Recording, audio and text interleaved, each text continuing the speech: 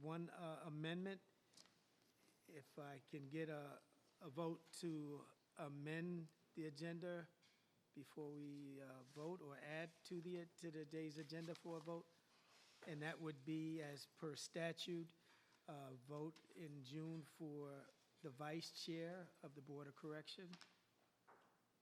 So moved. Is there a second? Okay, so we will include in today's agenda a vote for vice chair of the Board of Correction. Will a board member move for a vote to approve the June 10th, 2025 meeting agenda? Is there a second? Second. Does any member have edits or comments on the agenda? All in favor of approving the June 10th, 2025 agenda, say yay. Yay. Yay. All opposed? It is approved with no objection.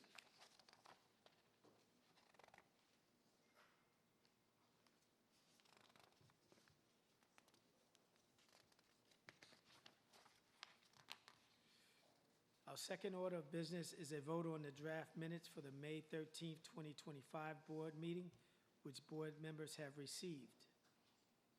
Will a board member move for a vote to approve the May 13th, 2025 board meeting minutes? So moved. Is there a second? Second. Does any member have edits or comments on the minutes?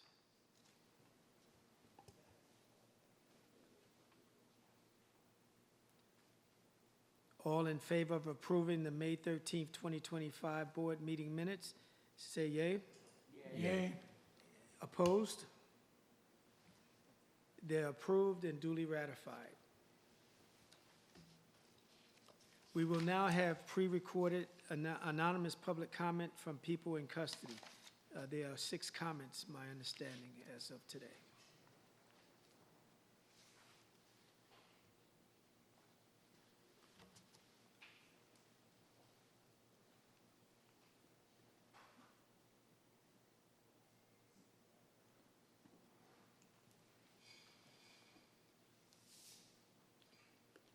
Closed captioning is provided for viewer convenience.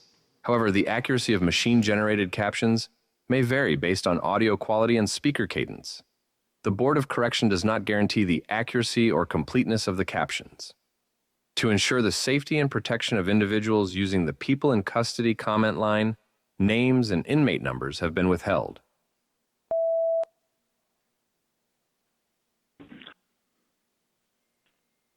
From 17 Upper A. My booking case number is. I'm calling to get a blood test work that they are denying me to get. And it's an emergency to get it because of an injury that happened.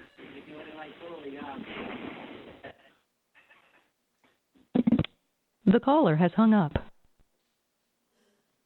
My name is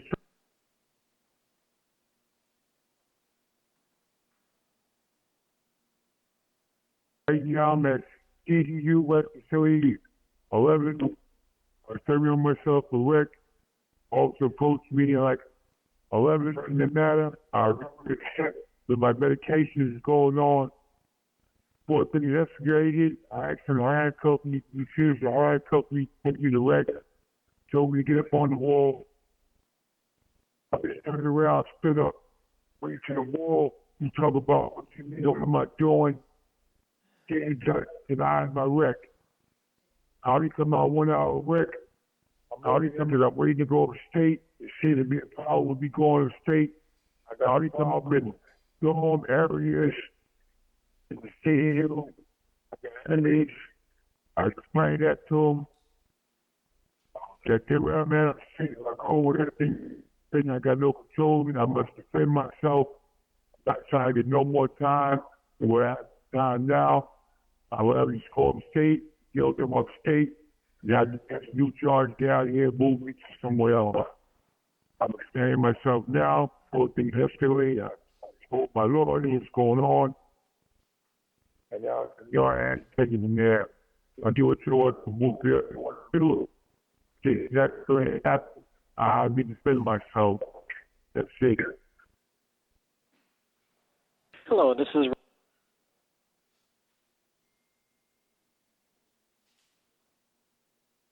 number 17, Lower 8.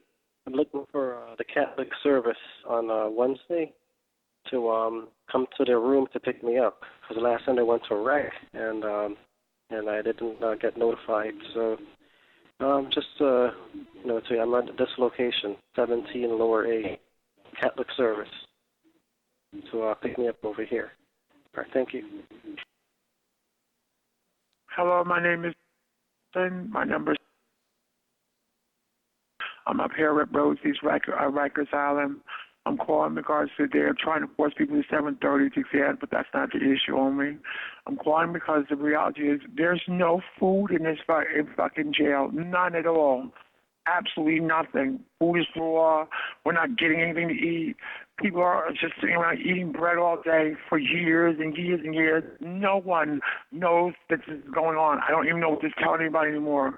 It's just out of control. The men are in the building. We're missing programs because the men in the building will have damn near every building besides this one here. This is out of control. We need help. Somebody please pray someone for us to get us some food. I'm asking someone to at least, and officers do not even know this. They're not officers. I'm asking someone to please put a EBT card on the table, some food on the table, in front of these people. Politicians come up here, they don't even address the issue. And a piece of bread on the table and say, now, which one are we discussing here in Rikers? We need food there. Let's start there and stay there. Let's fix this issue in Rikers. Because you don't do that. No one has addressed this issue for years now. I'm watching this for years. No one has even tried to stop this issue. There's not enough food in here. We're getting jelly for eat. There's nothing here. Nothing. You're not giving us any food at all. And the food that comes up is raw. You have to toss it out. It's not edible. We're living in diets. We're eating food that's from like vegetarian food, soy milk. Stop now. Stop, please. Please tell the officers out in the street, you are not an officer. How dare you arrest people and not give them food for years? That's all you give, and let them look at it. Which one are we doing here in Rikers Island? Because we need some help. Thank you. Please, if anyone is here this, please go home, pray to your church, and ask for some help for us, please. We need help here. We need food. Thank you. The caller has hung up. Hello, my name. I'm currently in the facility of Rosie on Rikers Island. I'm housed in New East B. I'm calling right now to express my concern about me not being able to go down to the clinic. I am severely sick. I've been calling for the past 3 weeks, leaving voicemails.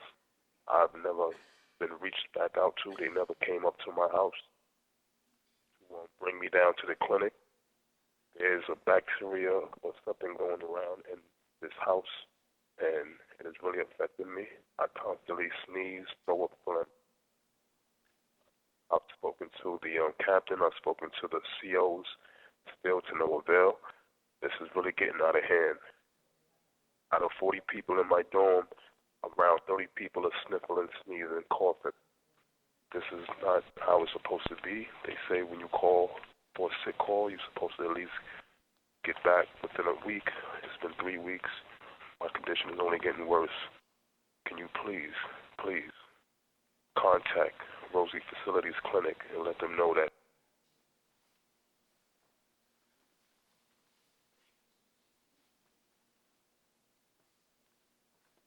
Can you please let them know that I'm in urgent need of the clinic? My situation is getting real bad right now. I am sick. Every morning I wake up, I have phlegm in my throat. I'm constantly sneezing. My throat hurts every time I go to eat something. And everybody around me is having the same symptoms. Please, can you address this issue soon as possible? Thank you. The caller has hung up.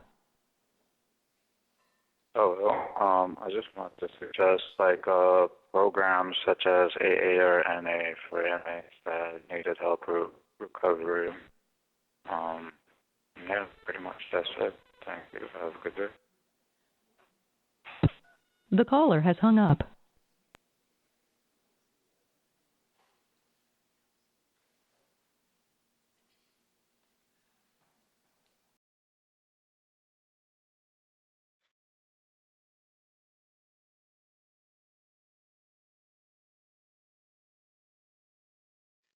Thank you all who left public comments on our dedicated lines for people in custody. Just like to note that redacted comments have been shared with the department. All comments associated with the facility have been assigned to the BOC facility monitor and have either been resolved or are being addressed. So I'll turn it over now to Melissa for Executive Director updates. Thank you. Good afternoon, everyone. Thank you for joining us today. We share our deepest condolences with the families of department staff who have passed since the board's March meeting. The staff who have passed are retired Deputy Warden Thomas L. Hawley, retired Officer Monique Allen Long, and former DOC Commissioner Bernard B. Carrick. Regarding census data, as of June 9th, 2025, there were approximately 7,645 individuals in department custody, a 1.37% increase from May 12th. Broken down by facility, at Bellevue Hospital Prison Ward, 59, Elmhurst Hospital Prison Ward, 6, EMTC, 1,738, at GRVC, 1,018, at NIC, 308, OBCC, 1,618, RESH ESH, 146, RESH non-ESH, 317, RMSC, 439, RNDC, 1,169, West Facility, 824. Regarding reports, the board has shared a draft of its report titled Assessment of NYC Department of Corrections Lock-in and Lockout Procedures with the department and CHS for an opportunity to review and respond. The final report will be publicly available on June 23rd, 2025, along with any written public-facing responses received by the agencies. That concludes the BOC staff updates. Next, a brief update from the chair of the board's 6A Work Release Program Review Committee, Dr. Lawrence Stossel.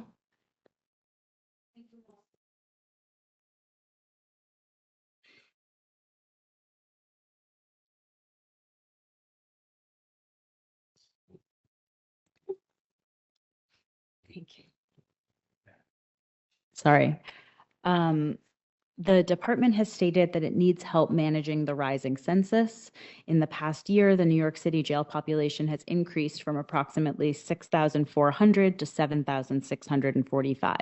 Meanwhile, the number of conditional releases during this time has remained relatively low.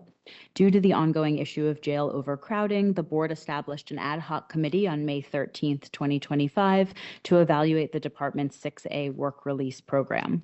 The committee's mission is to review the 6A program to understand the department's legal scope of authority and provide recommendations for optimizing release. Since the board's last meeting, the committee has requested documentation from the department to better understand how considerations for release are determined and prioritized with a focus on equity and consistency.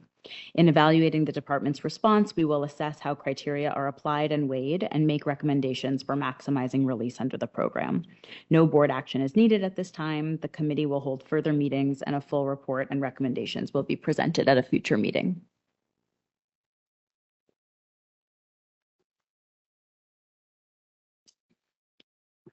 Well, I'd like to thank you, Board Member Stossel, for taking the leadership on the 6A review. It's tasking out to be quite comprehensive, so much appreciated there. Do you see any progress? Sorry? Do you see any progress? We're not having any further discussion on the committee report right now. Thank you. I will now turn it over to DOC to present the mail variance requests, followed by public comment on the variance request and a board vote. I know, there's no progress. No. Did you say?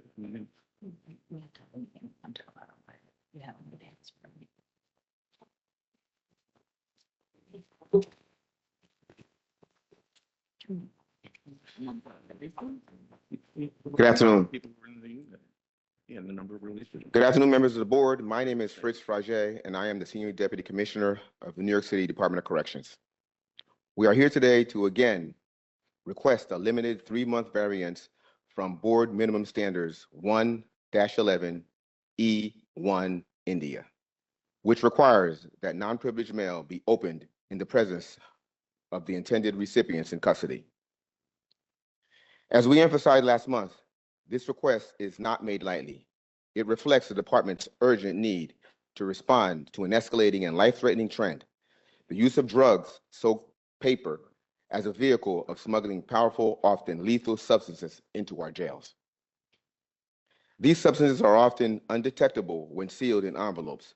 They are not reliably identified by staff and frequently evade even our trained canine units. In some instances, suspicion of drug overdoses requires multiple deployments of Narcan, and in some instances, people are not responsive to Narcan, requiring immediate medical attention. This is not hypothetical. This is happening now, putting the lives at risk and undermining safety with our facilities every single day. This is about stopping the flow of contraband before it gets inside, before someone overdoses, before lives can be lost. Our proposed variance would allow trained staff to inspect non-privileged mail outside the presence of the intended recipient within a secure, centralized mail screening trailer on Rikers Island. These changes are critical. It gives us an operational ability to deter, intercept, and prevent dangerous materials from ever reaching our housing units. Since the board's May meeting, the department has provided extensive documentation demonstrating the reliability and credibility of the technology we use, including performance testing, independent reports, and third-party certifications. These tools are not experimental. They are industry standards used in correctional systems across the country to prevent exactly this type of threat. And we're not relying on any one piece of equipment to determine the mail may be contaminated. We use a layered approach, multi-stepped approach to enhance detection. Mail will be visually inspected by trained and experienced staff, and then by one of our trained canines. And then, if the contraband is suspected, will be processed through one or more various industry standard testing machines before final determination is made. The purpose of this new process is to solely detect and interdict contraband. At no point will the individual mail be read by DOC staff. This variance is not about convenience, it's about safety, real measures, immediate safety for both those who are in custody and those who serve our city within our jails.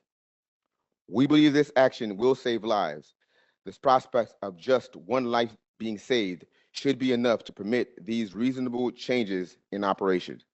We appreciate the board's careful consideration on this request and remain committed to ongoing transparency, dialogue, and partnership. Thank you, and I welcome any questions. Thank you, Board Member Cohen. The history of the department in terms of implementing systems, complex systems to screen for contraband has been problematic. The body scanners were put in place, but not always, not in every facility. The people who were running them were not trained how to use them. There were enormous numbers of false positives. I see no reason why. I'm sure that people who were the experts on this machinery will do a decent job. But that's not going to be who's doing it. It's going to be who's ever around, and who's ever absent is going to be replaced by somebody else. That's one point. Second point is that the department did not have to build this facility in a way that persons in custody did not have access to it. It could have built if it thought was necessary, it could have built it in each facility so people can open their mails, they can see their mail open in front of them. If you believe that the people in custody are going to believe that their mail is not being read, I don't believe that you believe that. Maybe you do. I don't know what you believe, but I don't believe that. You're not recognizing that the main source of contraband in the jails is the Department of Correction. You are not screening everybody in the Department of Correction. When you are screening them, you're screening them randomly. And I asked before, what is that random? How many people out of 10 are screened? I didn't get an answer the last time, but people observe that system, and it's not everybody is being screened.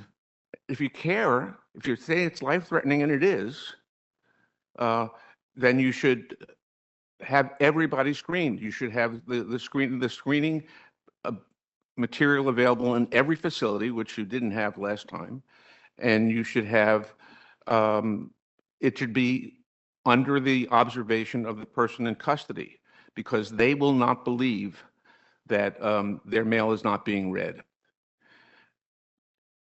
And we've reviewed a lot of overdose suicides, or overdose, not even suicides, just overdoses in the deaths from overdoses in the jails. And one thing that's characteristic of them is that your staff is not making rounds in the required interval. They are forging forging misinformation in their manuals, and people are dying because they're not looking at them. I think to deny people in custody the chance to see their mail being opened will not make it Rikers Island a safer place.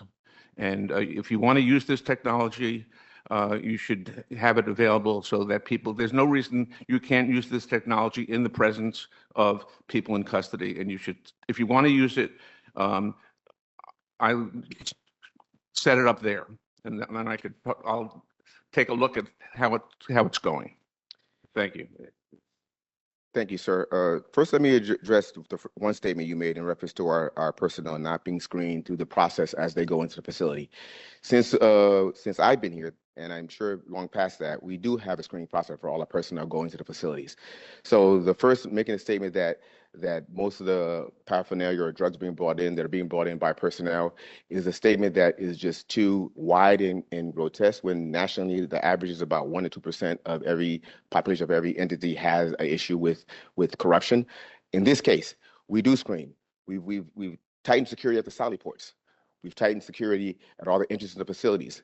We screen all our personnel prior to going in. We have looked at personnel as our personnel possibly being the person bringing it in. As we go forward to doing this, we've done a lot more than that. The only thing we haven't done is really check the mail, and I'll explain that shortly.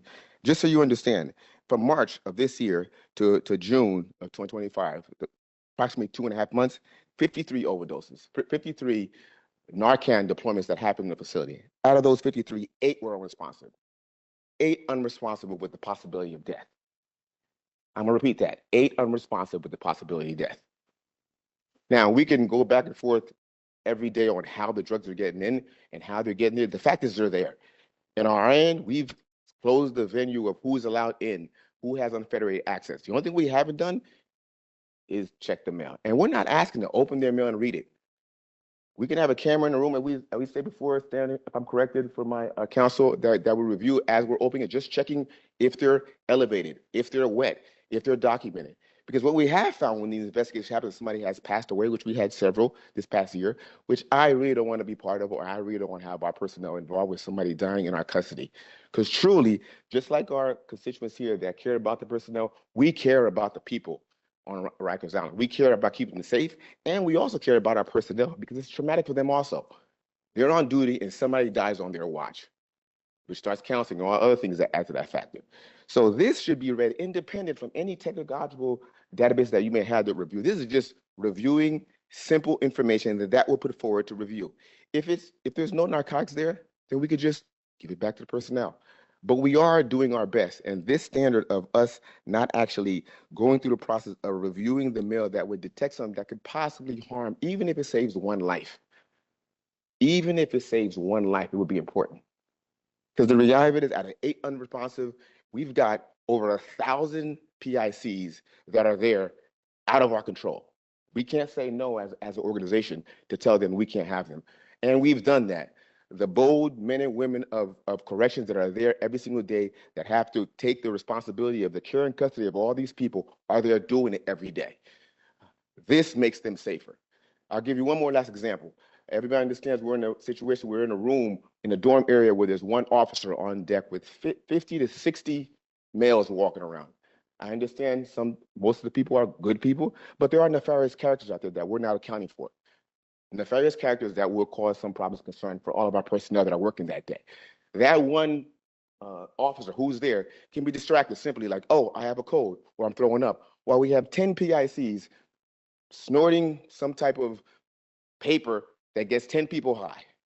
We go there, one's unresponsive. And I'm giving you a true example of what happens in there. One person, we send people to assist. They go assist the person, and then we have 10 other people that we have to medically watch and monitor, ensure nothing happens to them because they've ingested the same product as everybody else. What we're asking is nothing intrusive. In fact, as we stated before, for the past 6 months since I've been here, and I even reviewed the tapes from last year, the biggest concern was we want to make sure that they can see, feel, and touch the letters they get. We want to make sure that they can have the smell and aroma of what they put in the letters, that their games are protruded forward so they can enjoy their family. And I get that. I get that. But in this room right now, if I walked in here and said fire or said there's a bomb and people right now got hurt, my right to speech does not oversee the right to make sure everybody else in the room is safe. So in this case, the right to mail, we're giving them mail. We're not taking it. We're not scanning it. We're not avoiding them from contact. If it's nothing there, we will get them their mail to ensure that they can have that connection to their family, to ensure that they read that actual letter that got to them. We took our glasses, because we all look at things from a different lens. I'm on the correction side, or groups that are not necessarily protesting are on that side, and you're subject here to review and decide where we should be at this point in time.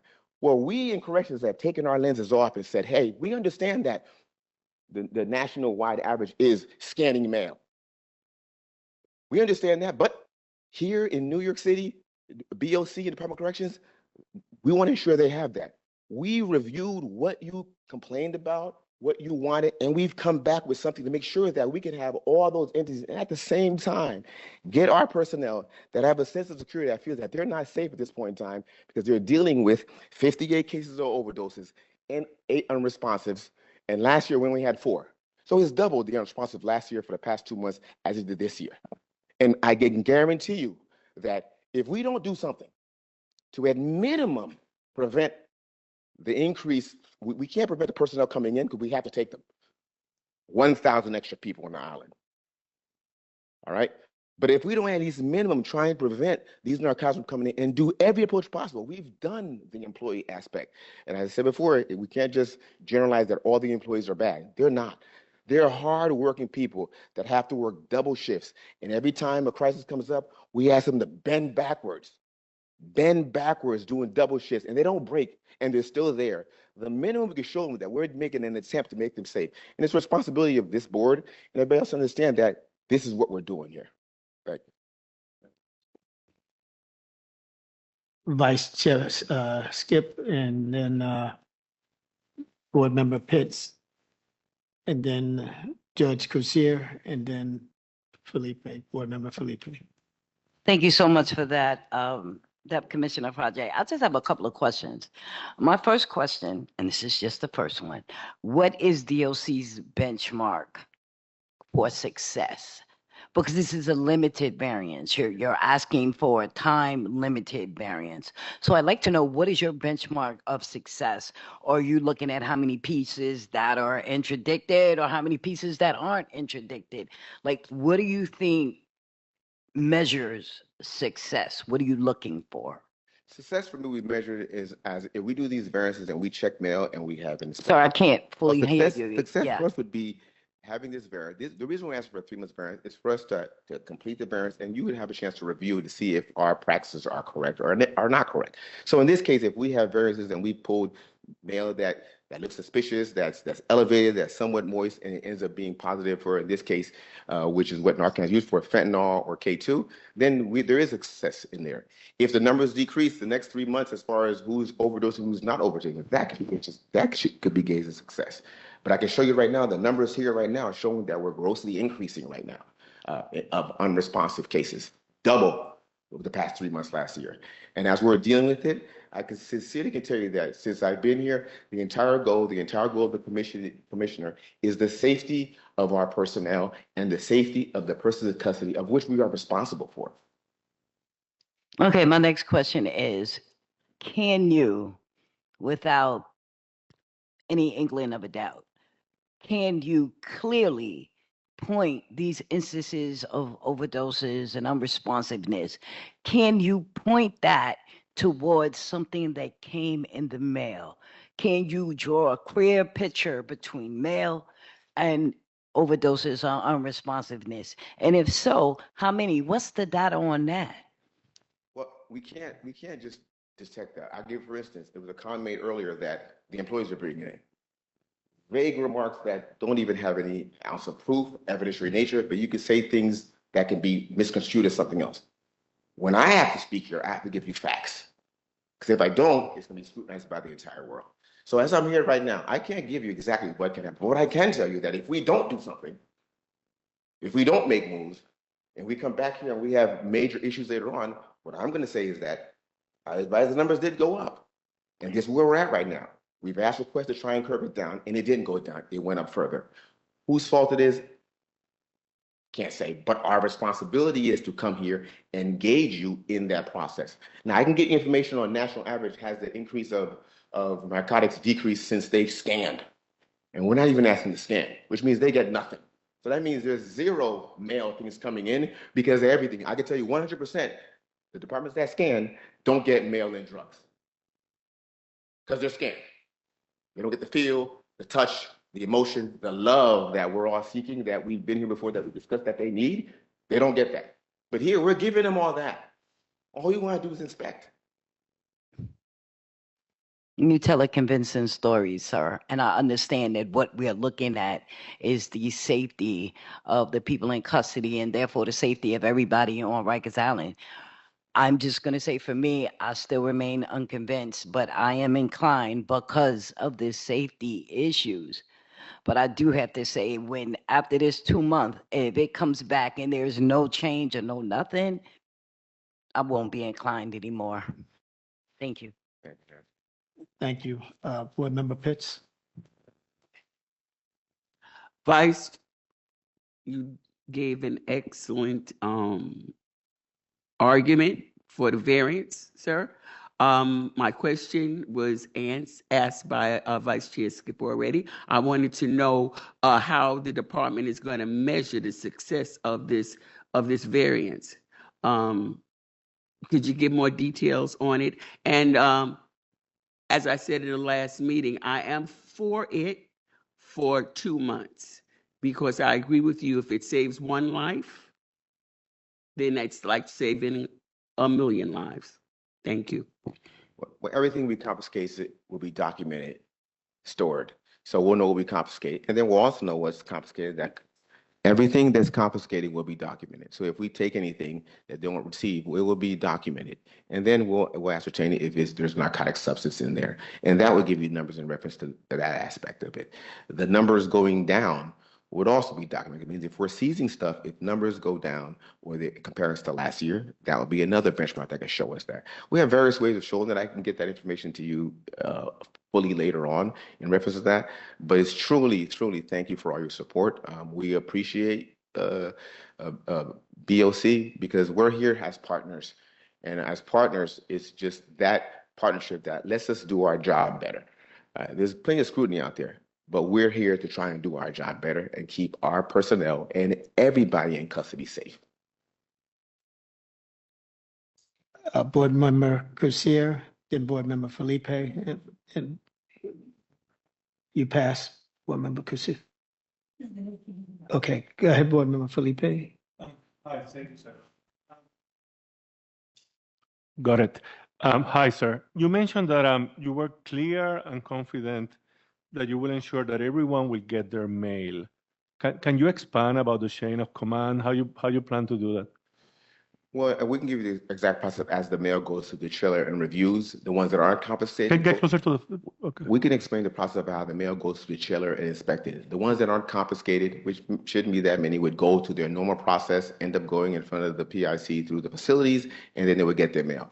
The ones that are confiscated will be inspected further to ensure that they don't have contraband, will be run through certain tests to make sure that they don't pop positive for any type of narcotic substance, whether it's fentanyl or K2. Once that gets through, if it is positive, that mail will be kept. Nobody's going to be prosecutors. Nobody's going to be charged. It's just keeping the mail to ensure that that doesn't get out into the general population. That's all we want to do, is prevent that type of mail from getting out the general population where people. I hear you. Can we get into details? I mean, if you had a flow chart, how will you make sure that there will be a chain of custody on those materials? And you mentioned something about pictures or a video. Is that something you're envisioning to be as part of this flow? No, there'll be cameras in the room recording as they open up the mail. Okay. The mail will be documented and secured with ID numbers of when it was confiscated, where it was confiscated, who it was going to. There'll be records of the entire transaction if something is confiscated, so there'll be a way to track back to understand that this mail was confiscated on this day, this is why it was confiscated, and we'll ensure that we can be as transparent. Could you get us the steps? It sounds like you have a very... Yes, I can get you the steps. Doesn't have to be now, but that would be very helpful. And then in terms of transparency, because having the people in custody, besides being empowering and giving them a sense of ownership over their mail, is also a way of creating some transparency. And I'm concerned about you guys being in some sort of a, you mentioned that you were going to be in some sort of a trailer away from people. How are we going to shift transparency? Besides the process that you're going to share with us, is that something that I could go and check on? The Board of Corrections will go and check? Well, I can Is there other guarantee if you want to go and check and review it, we'll take you on a tour of the chiller and how we do the process. There are cameras everywhere recording every transaction that happens. Okay. It can be reserved. If we take anything, it can be preserved and saved to make people see later on. So it will be, even though it's a trailer far away from the others, there will be transparency and ability for folks like us and others who care about people in custody to look at it? Yes, and I'm sorry, General Counsel Jim Conroy. Just for clarity, we've always had a mail trailer, right? This is new that we built for this process. Your staff has visited it. We encourage the board to come in and look at the machines and see what the machines do. Just with respect to your previous question regarding the processes and ensuring that the mail gets there. This is anecdotal. We hadn't had the opportunity to share this with the board because we only did get it last night. But we analyzed the grievances related to mail. We had a high of 99 grievances department-wide in March, 88 in April, and when we started this process in May, it went down to 56. And for June to date, it's 3. So that's on pace to be about 10 grievances for the month if that pace stays consistent. So obviously the grievances are usually in relation to the timing of receiving their mail or not getting it. So we're hopeful that this process, in addition to what we hope it achieves, also solidifies the process to get it done, get it to the facilities and then out to the PICs in a even more timely manner than what was happening previously.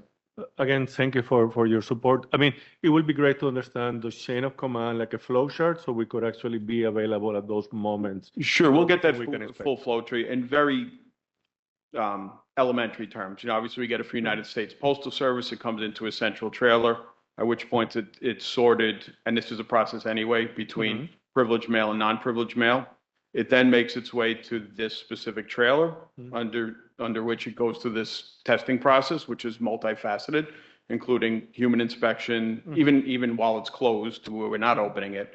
It goes through a canine inspection, human inspection, a scanner to detect whether or not there's soaking on it.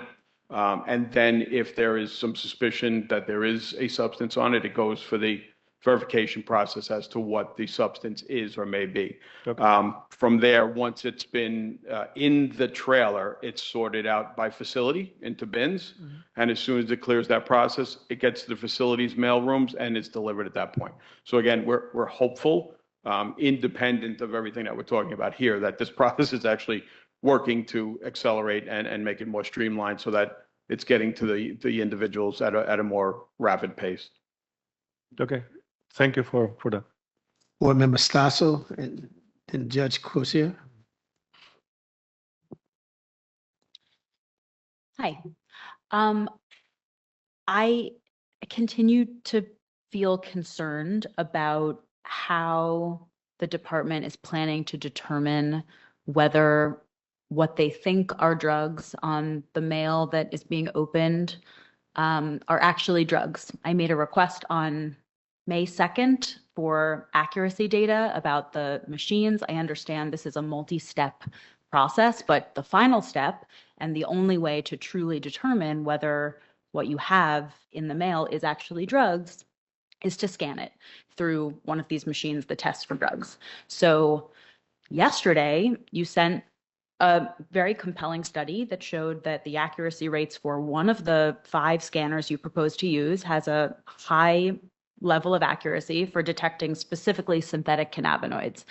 I've seen nothing about accuracy for detecting opiates and nothing about any of the other machines. So, I appreciate that you're saying you want to reduce adverse events related to drugs. I don't see how you could possibly feel confident in your ability to assess whether this variance would allow you to do that based on the information that I've seen so far. As was stated earlier by the Senior Deputy Commissioner, the machines that are in use, and we could continue this dialogue with the board after this, the machines that are in use are accepted standard machines in law enforcement used federally with the TSA. They're level B machines. We represented yesterday to you in our side conversation that we're continuing to look to increase our stock and increase the level of the testing machines. We want to be clear about something here. This variance is not to test the mail, right? The variance is for us to be able to open it consistent with, as the SDC mentioned, consistent with every single jurisdiction that we surveyed nationally and New York State.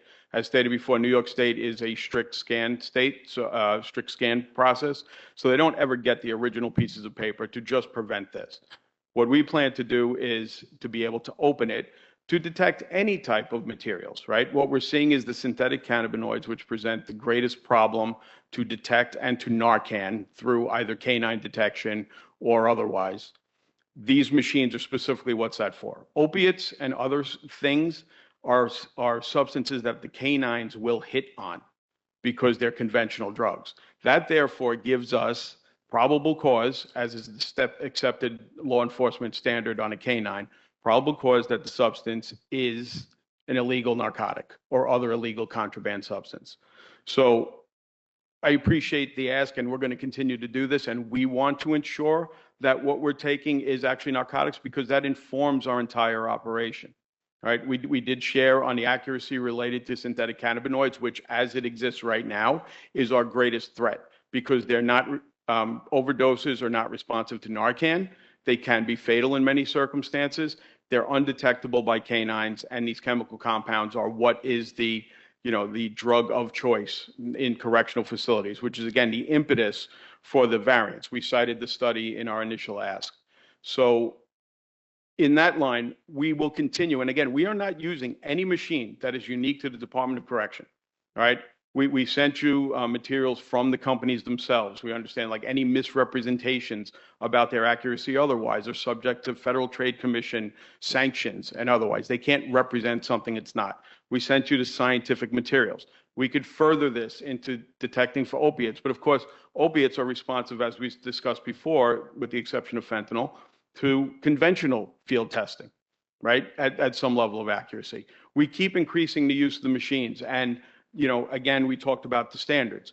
The standard for this is going to be a level of reasonable suspicion or more likely than not, probable cause that a substance is illegal. And we can't allow this contraband or any substance that is not just plain dry paper that doesn't contain anything into our facilities.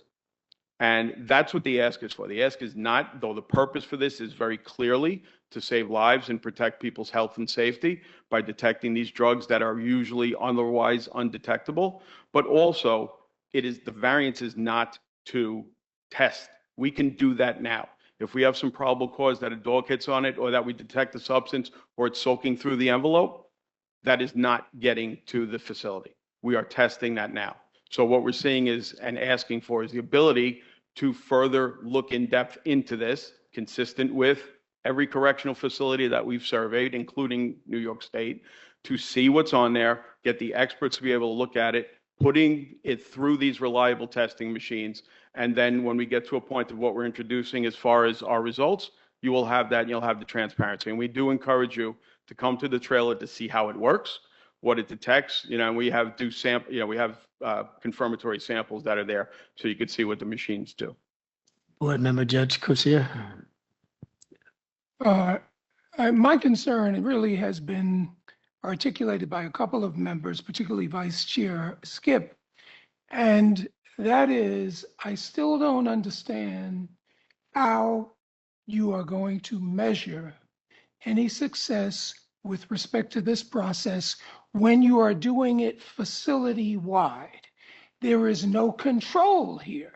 It's not as if you're going to leave certain facilities where you're not going to do the screening so that there's some measure of control here. You're doing it system-wide.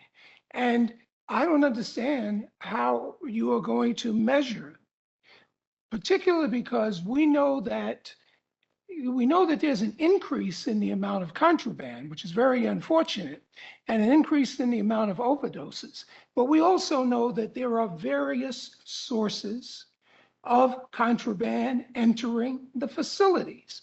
This may be one. But I don't see how you are going to demonstrate a variable here. I just don't understand it. And I don't think that has been addressed. I mean, I understand the idea is you want to test this because you think you will be able to say at the end, there's less, but compared to what? That's the question when you're not dealing with the other variables and there's absolutely no control. You're doing this system-wide. My view on this is the only way that this could be effective would be if it was done on a pilot basis. It cannot include all of the facilities simultaneously because, I mean, what are you measuring against? I just don't understand it. I don't see how you're going to demonstrate. Judge, I think, I'm sorry. It has any effectiveness in terms of how do you isolate it to the mail in the end? I think it's a very simple metric. And you're saying we're going to look at how is it less, how is it less? That's not actually the measure of success here. The measure of success will be within that central mail trailer that's processing system-wide. We anticipate with the ability to open these envelopes, we will see an increase in the recoveries, which are something that we report on our CODs. This is something that we're telling the board we are going to track. That is our anticipated at the outset metric. You're in 100% right on the point that we're talking about a small universe. What we're saying now is 2 months. We were hoping for 3 months, 2 months, whatever the variance ends up being, is a small space to accurately parse out on what would be a more scientific method to determine what's the effect it's having downstream. But what the immediate, unequivocal, simple metric that we could show for success is that before we had the variance, we recovered X number of pieces of paper or other opiates or contraband, and then post-variance for the 2-month period, this is what we recovered on a regular basis. And what that shows, at the very least, is that if the number is just by hypothetical, if we had 10 before the variance for a month and we have 25, 30 After that, when we were allowed to open and inspect the mail, then the metric is we had 15 to 20 pieces of contraband that did not make their way into the facility. That's the only way, I think, effectively we could do it on such a short-term basis. Though we would love to expand it out and continue to do this and measure in any way that we possibly can. Board Member Cohen and Vice Chair Skip. Yes, thank you. 2 points. I'm sorry. The variance is not about you using this equipment. The variance is your request to not allow people to be present when their mail is opened. The variance has nothing to do with the equipment. It only has to do with the presence of the person when it's and that's very important. I tried to make some of the reasons why before. And the other issue, when you quote standard of practice, national standard of practice, police and correction officers all over the country, this type of approach to try to figure out what drugs are, when you identify them, are what substances are actually drugs, has been a giant failure all over the country. People have been placed in segregation for decades because of false positives. The DOI, I hope everybody's read the DOI report. I mean, it describes your process is a mess. Most of your positive results over the past several years have been negative. So, one, I don't know that this is the answer scientifically, and I don't think you do either. I mean, obviously the company thinks it is, but that's what they're selling. And two, if you're using this, open it in front of the peoples who are getting the mail. Otherwise, you will create tremendous distrust regarding the findings of paper that you believe is contaminated with contraband. I mean, that's the process now. But we can't bring, we're happy to have you to visit the trailer. But you the machines, no, you cannot. The machines are large. The facility and the process we have, and again, we want the board to come in and observe the process and participate in it. We're partners here. We want to see this. The machines cannot be built in a manner that is brought around the country. What we could do, and we'd be happy to, is Miami-Dade does not allow the original pieces of paper. They are copied. They walk around with a copy machine in front of the PICs, and they copy it, and then they give them the copy.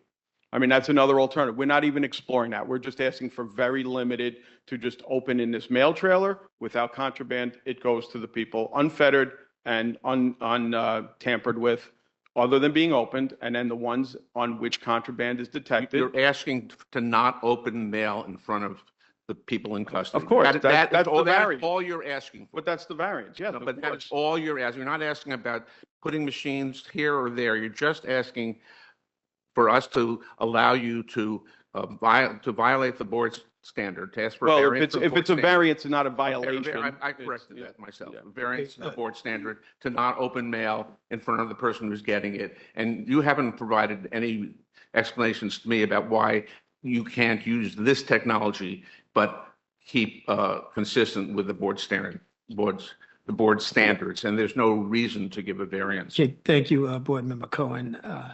We're going to move on to Vice Chair Skipper. I'm sorry. As a criminologist, what you're talking about is an experiment. And a true experimental design does not encompass systemic wide. It is purposeful random sampling, which means it's randomized. Maybe you do this for 1 or 2 facilities, check the results. Maybe you expand it to another 2 facilities. Maybe you come back to the first facility. I just don't see this working as a facility-wide thing. Yes, I admit the flow has, I am a person in recovery. Yes, I know. Trust, I know. But I just think that you guys are trying to go about it the wrong way. 1 minute you have me and then you lose me. Then you also mention that, other facilities that actually copy the mail and don't give them the actual pieces of mail. Then you said we can do that. Why have you not fleshed that out? Because you can put a copier, any type of copier, on a cart and roll it around the housing areas and still afford the PICs the privilege of having their mail open in front of them. But what they're not getting is that actual mail. What they're getting is a photocopy.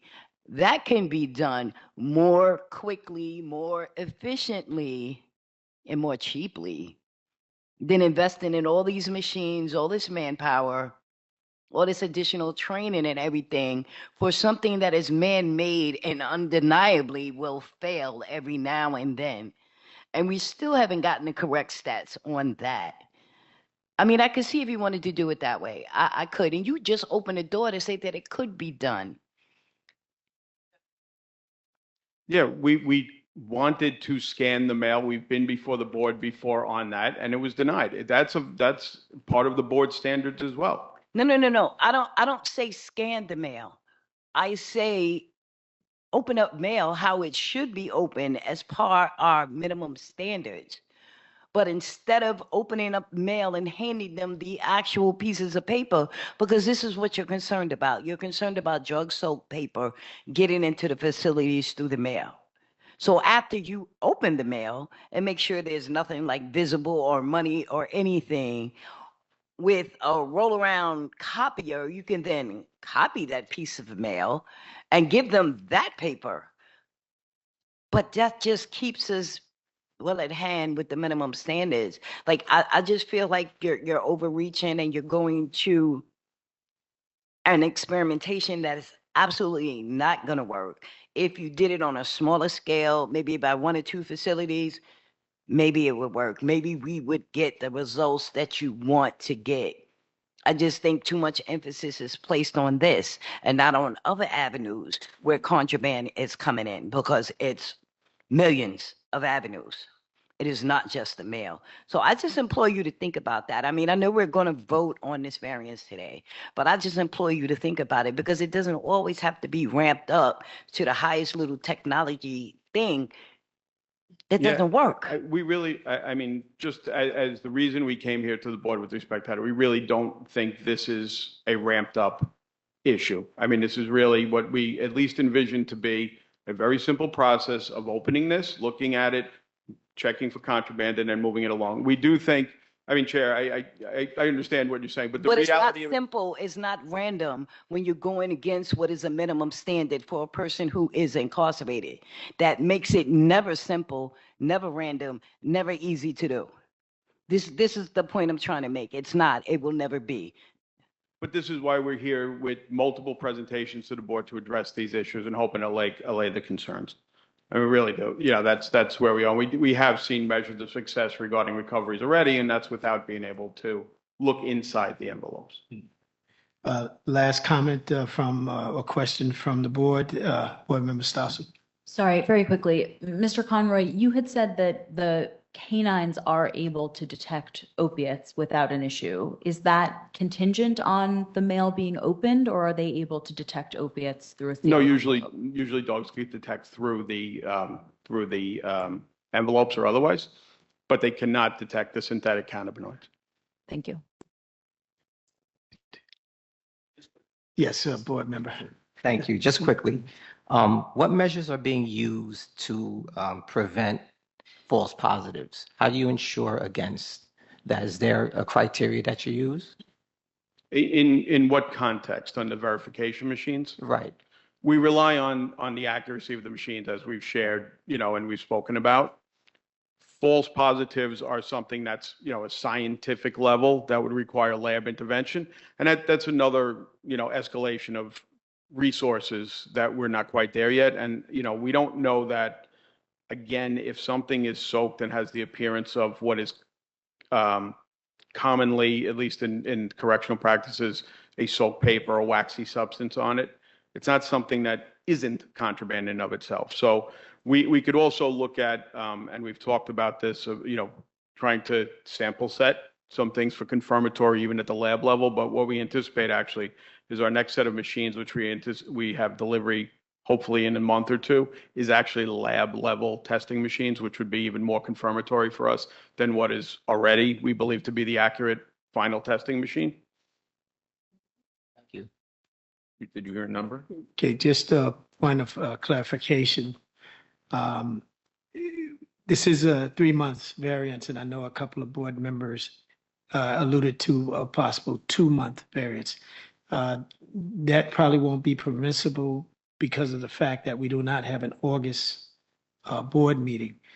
So I will recommend that the variance move forward with a discussion as is for the 3 months for a September board review. Just to add some comments for myself. Yeah, this is a tough one, and it's a tough one for board members who lived, work, and experienced the privacy of the mail, and that cherishment of a PIC, receiving it uninterrupted.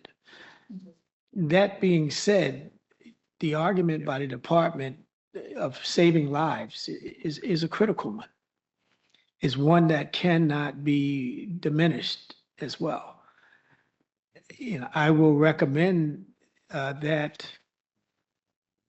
we truly look at this variance seriously, that the board, if this variance is successful, that the Board of Correction does a side-by-side audit of the process to ensure that standards or techniques or it's being adhered to, so that we have skin in the game early on in this process.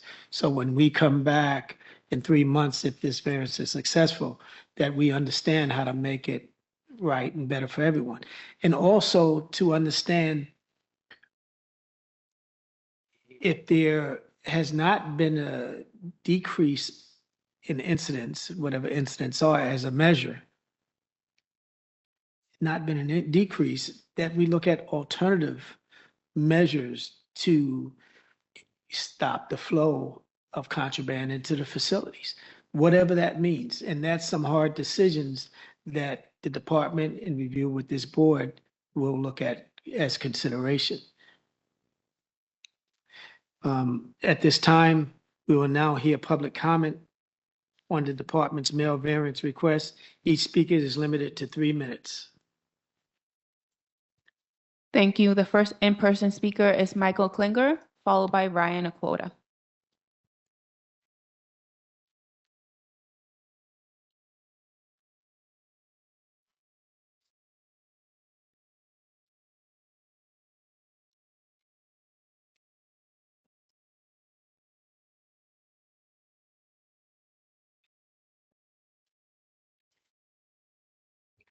Good afternoon.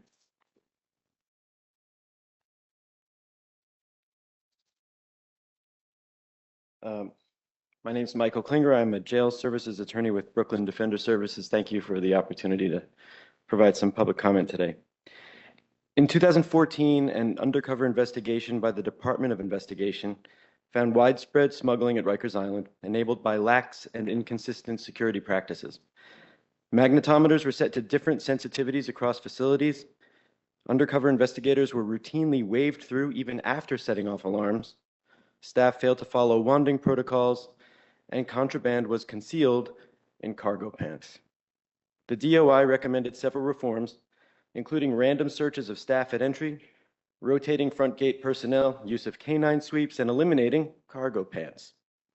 Although the Department of Correction accepted several of these recommendations, none were fully implemented before the DOI's follow-up report in 2018. That report found the same vulnerabilities persisted, and the DOI repeated its prior recommendations, including the elimination of cargo pants. The DOC actually accepted the cargo pant recommendation in 2018 before quietly reversing itself in 2022 without public explanation. Also in 2022, the DOC made plans to require all physical mail be scanned and delivered electronically, citing contraband concerns, particularly fentanyl, seeking a variance from this board in March 2023, which the board declined to vote on. Last November, DOI issued a pair of reports finding DOC had again failed to implement its prior recommendations, One report found that staff, not letters to people in custody, are the primary source of fentanyl smuggling and explicitly addressed the claims by former Commissioner Molina linking fentanyl to letters and packages, noting that those claims themselves were tainted by the unreliability of the field tests relied upon by the department. DOI also reported that the Department of Correction remained committed to pursuing electronic mail conversion despite strong community and political opposition. Last month, and still without implementing 10 years' worth of DOI recommendations aimed specifically at limiting fentanyl in the jails, DOC sought a variance to open non-privileged mail outside recipients' presence, claiming that they had already made substantial efforts to address fentanyl, which had nevertheless become an increasing concern. The board declined to vote on that variance request, which brings us to today. The variance must be denied. As an initial matter, the department argues that drug-soaked paper poses a sustained risk, so a limited 3-month variance is inappropriate, as well as illogical and arbitrary. The department offers no evidence to counter the DOI's findings that staff are the main source of contraband, but more importantly, those findings show that DOC has ignored a decade's worth of recommendations targeting the actual source of contraband in the jails, staff entry points. The DOC's claim that it has made substantial efforts is further undermined by the fact that it has failed to implement even minimal reforms, failing even to maintain its ban on cargo pants. Moreover, the department has no plan to achieve compliance with the existing mail standards and presents no evidence that those standards impede DOC's efforts to ensure safety. Instead, the variance request appears pretextual, claiming to address the problem of fentanyl while actually advancing a policy agenda to eliminate physical mail without meeting the board's legal criteria for relief. The request should be denied. Thanks. Thank you. Thank you. The next speaker is Ryan Aquota, followed by Natalie Fiorenzo.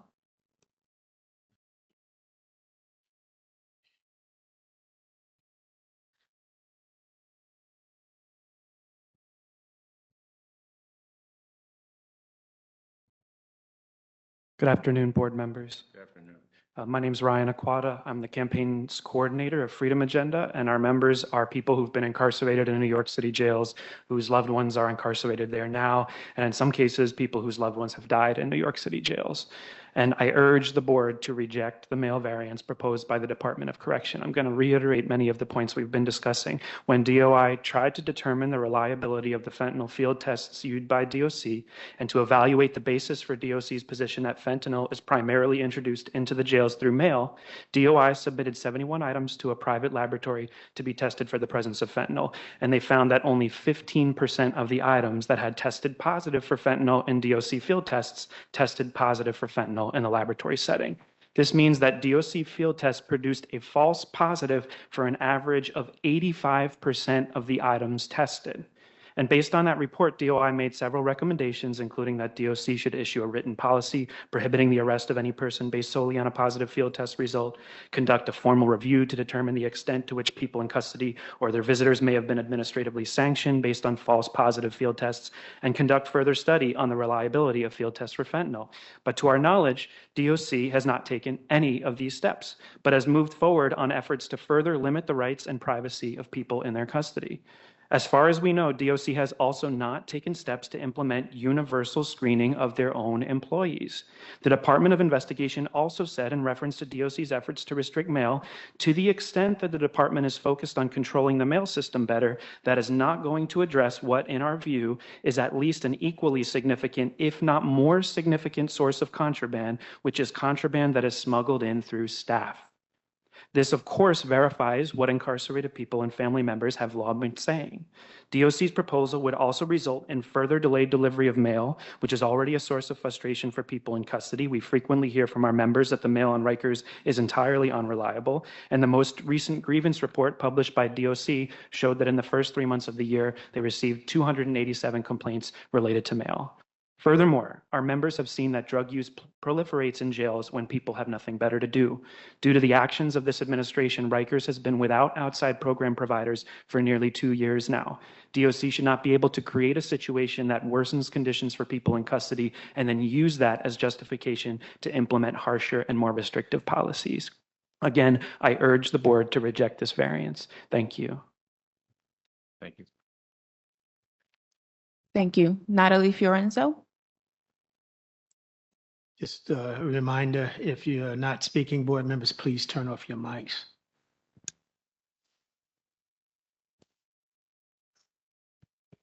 Hi, good afternoon, everyone. My name is Natalie Fiorenzo. I'm a senior correction specialist at New York County Defender Services. I'd like to highlight something Mr. Frage had said, which is that advocates are throwing around a baseless claim that officers are the main source of illicit substances on Rikers Island. I think Mr. Klinger made it very clear that we are basing that claim in fact, and a very quick Google search of Rikers employees bringing drugs into Rikers will show you the same. This is the third time this variance has been on the agenda in 2 years. You've struck it down before, and you weren't convinced last month either. DOC asked for this variance in the past based on drug tests that were later proven to have an 85% false positivity rate. They're asking for it now based on a CHS report that actually shows a decrease in Narcan and suspected overdose events. You also know that it doesn't matter how much they test the mail, because as we've been discussing, their staff are the ones bringing lethal drugs into Rikers Island. I was on Rikers last week, and I watched as an officer walked through the magnometer, beeped, walked back out, covered his pockets, and slowly walked back through the magnometer. Not a single person asked him to go into the body scanner. I reiterate that I have never seen anyone use the body scanners. On top of all of this, DOC has now admitted in their new variance request that they are already carrying out the process that they have not yet gotten approval for. They have no respect for the checks and balances of this process and have learned that with this board, they can get away with asking for forgiveness rather than permission. Not only do you need to vote no on this variance today, but it is time to issue a notice of violation to the Department of Correction. You should feel emboldened to document when they are not complying with minimum standards, standards that were created to keep people in custody alive and afford them some sense of dignity in a deeply undignified environment. This is not the first time DOC has blatantly violated these standards and the variance process in front of you, and it will not be the last. Thank you. Thank you. Our first and only online speaker is Kayla Simpson.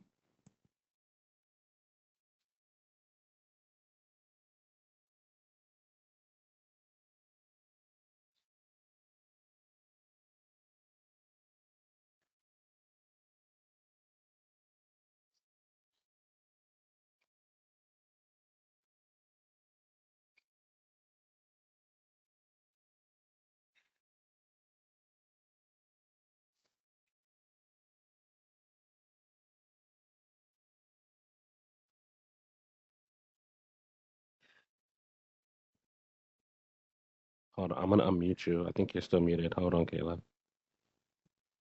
Muted. Yep, you're good. You're good to go. Thank you. Can you hear me? Yep, you're good. Thanks, everybody. I'm Kayla Simpson. Good afternoon. I'm a staff attorney at the Legal Aid Society's Prisoners' Rights Project. I'll try not to be too repetitive of my other public commenters. I echo their comments, but thank you for allowing me to speak. And I just want to say, first, of course, keeping people in the jail safe is of critical importance. I don't think you'll find an advocate in here who will disagree with that. But it's important to recognize that safety and security are not blank checks for restriction. And I feel that we often in this forum hear the department using safety and security, which are of course priorities, to justify all manner of things. But intrusions on people's dignity have to be justified with facts. And I think a lot of public commenters have made the case about how this is a variance request without basis in facts, and that ignores other important context. And I again have to emphasize what minimum standard 111E seeks to protect. It seeks to address the problem that people in custody were not getting their mail, or they were getting it in an unacceptable state. And it recognizes that just because a person is confined in a New York City jail, it doesn't mean that their every private correspondence should be subject to the eyes of an officer. People get things that are important to them in the mail. Important legal or personal documents from their families, letters from their loved ones, drawing from their kids. I think DOC recognized that today. But imagine how precious those things are to people with so few connections to the outside world. And then imagine hearing that your family sent you something, but you never got it, or you get your kid's drawing, but it's ripped or it's missing. And it was really concerning to me today that DOC minimized this intrusion. Staff won't read their mail. They won't interfere with people's correspondence. That's a fantasy. And I think as we make these decisions, we have to remember that these things that are precious to people in custody matter too. And as many board members have said, implicate safety and security. When you violate people's dignity, you create safety and security problems. And that leads to a second point, and to emphasize what other people have said. DOC has not offered evidence as to why mail of people in custody is the culprit as opposed to other forms of contraband entry. And you even pressed them on it today, and they couldn't offer the basis. We share the concerns of board members about the insufficiency of current staff screening procedures. We're talking about scanners, but does DOC inspect documents brought in by staff or vendors? If this is an urgent situation that requires intrusion, is DOC urgently addressing failures to tour or other security failures that Dr. Cohen referenced? DOC told you today they have done the employee aspect. That's just not true. I think we know it's not true. And even worse, as others have said, DOC today told you that assertions that staff are bringing in contraband are vague statements without basis. I just find that so incredibly concerning, given, as Mr. Klinger referenced, the findings that DOI has made. How can we be confident that they've done what they need to do to screen staff and allow them instead, once again, to reach for tools that restrict people in custody before they'll reach for others? That's not acceptable. And finally, it's not even clear to me what safeguards would be in place for the process they propose, which Board Member Franco and others alluded to. They assert in their variance request that people will get their mail within 48 hours required by minimum standards, but as has been said today, people already do not get their mail within that time period. We've certainly received reports like that for years. Who watches the watchman on this? How will DOC ensure that mail will be treated carefully, kept intact, handled responsibly?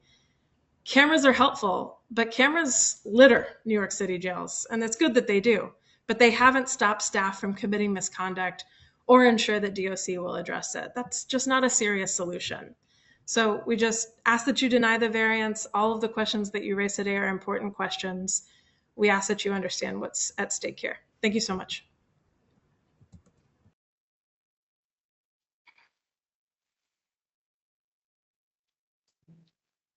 Okay, thank you for public comments on the mail variance request.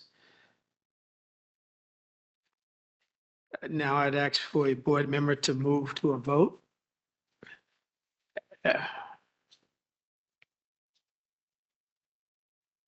Is there a motion to move to vote for the mail variance as requested? Would the board like to have the variance read at this time? Okay, we will have Melissa read the variance, and then we'll ask for a vote. Thank you. I will read portions of the variance submitted by DOC. For members of the public, the variance is available on the website, and for board members, the variance is on page 32. Pursuant to Section 115 of the New York City Board of Correction Minimum Standards, the New York City Department of Correction writes to request a limited 3-month variance from BOC Minimum Standards, Section 111, subsection E1I. The department seeks to resubmit a request for a variance to open all incoming non-privileged mail outside the presence of the intended person in custody to better screen for contraband, which has been an increasing concern in our facilities, impeding our efforts to make our jails safer. I will now go to page 33. Non-privileged mail will continue to be subject to current screening procedure, including the use of line scanners and canines. All non-privileged mail will be opened and inspected for the presence of indicators of contraband. If the mail appears to be tainted, it will undergo further screening using technology, including testing for the presence of drugs. Mail cleared through all levels of inspection will be delivered within the 48-hour policy window. If contraband is detected in the individual's mail, the intended recipient will be issued a written notice in accordance with Department Directive 4001R-C within the 48-hour window as required by policy. The department remains fully committed to ensuring the safety and well-being of individuals in our custody. This variance request is not simply about addressing contraband, it is about saving lives. Synthetic drugs take a devastating toll across the nation, and correctional facilities are no exception. The department is committed to deploying every available resource and strategy to prevent illegal substances from entering our jails and to maintain a secure environment for all. We respectfully request and urge the board that the board consider and resolve this request as promptly as possible.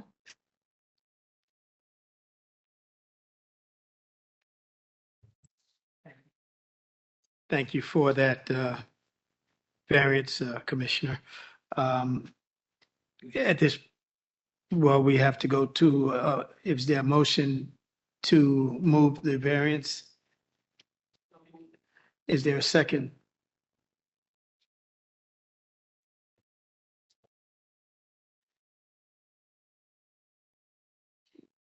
The variance has been moved by Board Member Pitts. Is there a second to move this variance?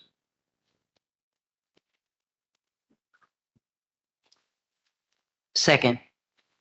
Okay, the variance has been moved and seconded. Sure. And now we'll open the floor for debate. Board Member Franco. Chair and others, is it appropriate to suggest an amendment to the variance? There is, and I think there's been provisions we talked about as far as conditions. Okay. Perhaps we can revisit the conditions from previous, and then we would have to take a roll call vote on the conditions if it stands that board members would seek those conditions. Okay. Could I suggest a condition? Well, They need given after the vote. Excuse me? The condition should follow the discussion. Condition should follow a vote on the motion. No, that's not correct. Okay. That condition is on the Yes. Motion has already been voted on. We're in the debate section, and that's where people can propose motions. Yes. So right now we're at conditions, and we can review the conditions previously or look at additional conditions by this board that we can take a vote on. So we'll go through the conditions from previous at this time. Melissa will conduct that. Effective upon the Board of Corrections approval of the Department of Corrections request for a limited 3-month variance to open incoming non-privileged mail outside the presence of the intended recipient, the following conditions shall apply. On the preservation of privileged mail protocols, this variance shall not apply to privileged correspondence, which shall continue to be open only in the presence of the intended recipient, consistent with Directive 4001R-C. On written notification requirements, for each instance in which mail is opened under this variance and withheld, the department must provide the recipient with a written notice within 48 hours of receipt by the department, including the date of the inspection, the reason for opening the mail, the outcome of the inspection, including any testing results containing contraband, and the location of the recipient's mail if withheld. On mail delivery timelines, all non-privileged mail that clears the screening process shall be delivered to the intended recipient within 48 hours of receipt by the department. The department shall track and report any delays, including reasons and mitigation strategies to avoid future delays. On operational transparency and documentation, DOC shall submit bi-weekly mail inspection operational flow charts to the board detailing all steps, responsible staff, and processing timeframes. The board requests the following data for each piece of non-privileged mail opened. Date when mail was received by the department. Date and time when mail was received by the facility. Date and time when mail was inspected. Names and titles of all personnel involved in inspection. date and time when notice was provided to the recipient. On inspection record keeping, DOC shall maintain a log of all mail inspections performed under the variance. Each record must include the name of the person in custody, book and case number, housing unit and facility, date of mail receipt and inspection, whether contraband was found and if so, what type, results of any testing of contraband identified during the mail inspections, names and titles of all personnel involved, whether a written notice was issued to the recipient within 48 hours. A dated copy is to be retained. Logbook entry details where DOC notes that the recipient received the notice, whether an infraction was issued as a result of the contraband found, and the disposition of said infraction. On incident tracking and facility impact, DOC shall submit biweekly reports to the board that include total volume of mail received and processed under the variance, number of items opened outside the recipient's presence, number of items flagged or withheld due to suspected contraband, number and type of contraband found, number of notices provided to recipients, and number of infractions issued to recipients and their disposition. On the correlation with facility incidents, the department shall track and compare incidents involving paper materials that DOC confirmed tested positive for contraband.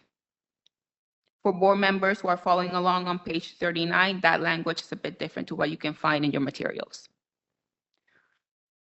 Drug-related incidents by housing areas. Number of slashings and stabbings, including whether a weapon was recovered. Number of unresponsive person in custody incidents, whether drugs were suspected or confirmed, and whether drugs were found. Number of tactical search operations by facility and housing areas. Number and type of contraband finds after each TSO by facility and housing area. On BOC access and oversight, all logs, documentation, and written notices must be made available to the board upon request. The board may conduct site visits or audits during the variance period to observe mail operations. Within 2 weeks of the variance expiration, DOC shall submit a written report to the board summarizing the volume and outcome of mail inspections, trends in facility safety and contraband control, impact on mail delivery timelines, a quantitative summary of grievances related to mail, and recommendations for operational adjustments. On education and notice to people in custody.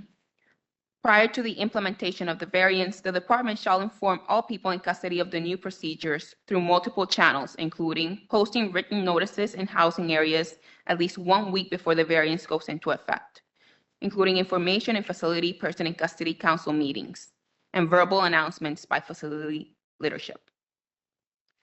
A summary of the variance, its purpose, and its timeline must be posted on the department's public website, accessible and on the landing page to the general public and families of people in custody. This posting shall remain available for the full duration of the variances. On statistical reporting and monitoring, false positive data must be compiled and reported monthly to demonstrate trends, patterns, and system reliability. The board requests monthly total number of samples sent to laboratory for testing and the result of the testing, monthly facility breakdown of where samples were taken and the result of the testing. The board also requests a root cause analysis protocol. Each false positive must trigger a document root cause analysis within 5 business days. The analysis must identify whether the result was due to a system error, user input, environmental interference, or another defined factor. On secondary verification or confirmatory testing, all fact positives must undergo secondary verification before final determination or enforcement action. The confirmatory process must be described, standardized, and logged. Thank you. Well, quite extensive conditions. At this point, before we could have discussion on the conditions, I would like to, we require a vote on the conditions to be added to the variance request. So if there's a motion for the conditions as read by Melissa.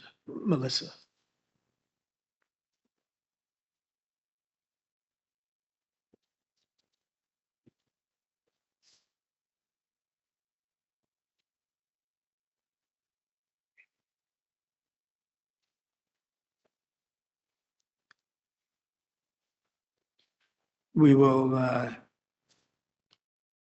need a motion that must be seconded to add the conditions to the variance, to consider the variance for a vote.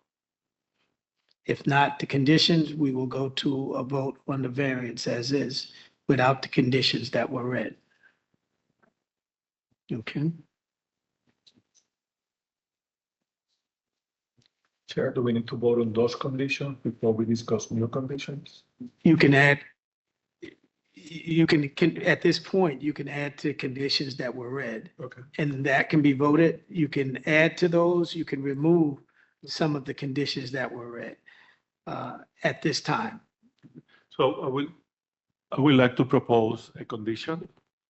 The condition will be for us, BOC, to allow the variance, allowing the opening of mail without the receiving person in custody presence for 3 months, only in half or less of the facilities at Rikers.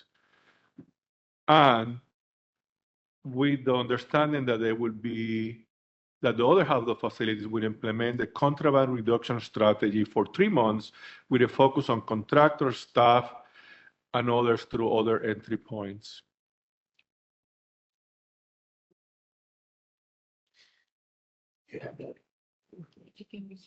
Just repeat the last part. So we will allow the variance to allow the opening of mail without the receiving person in custody present for 3 months in only half of the facilities at Rikers. And the other half of the facilities should implement a contraband reduction strategy for 3 months with a focus on contractors, staff, and others through entry points to reduce contraband. Okay, thank you. Dr. Cohen? Yeah, I still think that this is the one. Could you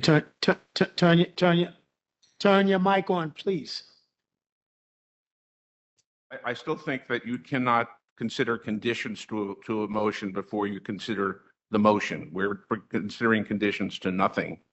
But I would like to add the following conditions, that all people in custody be afforded fentanyl test kits in the facilities so that they can test the drugs that they use to make sure that if they don't want to use fentanyl, they won't have to use it. This is a policy of the New York City Department of Health. It's encouraged. It is supplied by the Department of Health, and it will save lives. And the other thing is that in all facilities, every correction officer and civilian has the full screening possible to identify drug contraband, not random testing, but everybody gets fully tested at whatever level is possible. Can we, I don't know if we can clarify the condition you're recommending. Just the first part. Just the first part of the condition, could you restate it? The first condition is that all persons, all people in custody will be afforded fentanyl test kits to test the drugs that they are going to use to find out if fentanyl is present. Clarify. I suggested this before. You want to clarify? Yeah, I know what you're saying. Okay, Vice Chair will clarify further on. What Dr. Cohen is saying, that while the contraband is coming in, nobody knows how the contraband is coming in. That with respect to harm reduction, that we provide testing strips because it's coming in, we don't know how, but at least we can afford PICs the right to test and decide whether or not to ingest. This is something that is done on the street, is done in the hospitals. There are safe injection sites and all of that. So, I mean, that's what he's saying.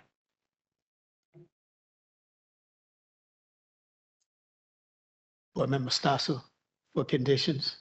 I think some of these conditions had been discussed with the department in advance of the previous meeting, and there were some that they said they were not going to be able to accommodate. So I'm just wondering if Melissa might have updated information on which of the conditions the department has said they would be able to. I know that at least number 6, the false positive rates, they said they could not do any of those things. So I want to make sure if we're voting on something, we're all on the same page about what's possible. Yes, I can confirm that section 6 on false positive rates were a section that the department said that they would be unable to fulfill. The board also had conversations with the department regarding section 2, operational transparency and documentation, the operational flow chart, and I believe those conversations are ongoing as to how the department can comply with that condition in particular. I thank you, Board Member Stasso. Although the department, indicates that they may not be able to comply, that does not mean that we, as a board, do not have to make, we can still make it a condition if the board chooses so. And the department will have to seek to comply. So are there any other conditions on the table?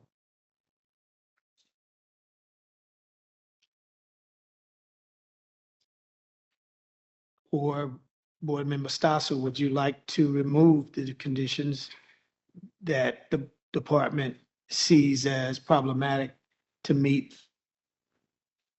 the requirements? Yes, I think we should. 6. Okay. So that's a friendly suggestion to remove condition 6. Any others?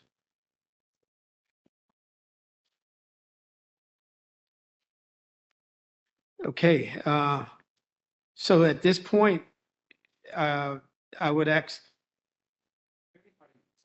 Another condition to be removed. If anybody in this room believes that the department can do the kind of analysis and prepare every 2 weeks, they should, that's required by these conditions, they should stand up because they're not going to be able to do it. And do you want that removed or do you want? Actually, I'm just. Okay, well, time is critical. I understand. Okay. Okay, so I'll look for a motion based on the conditions as read and as added or amended. Is there a motion for the conditions to the variance?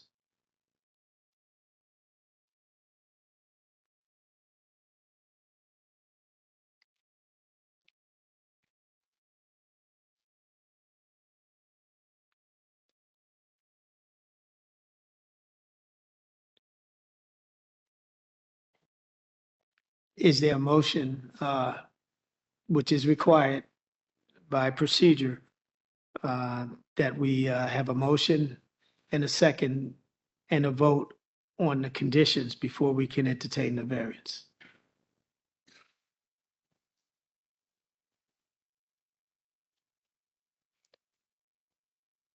Okay, hearing none, we have on the floor a motion and a second for the variance as is with no conditions attached.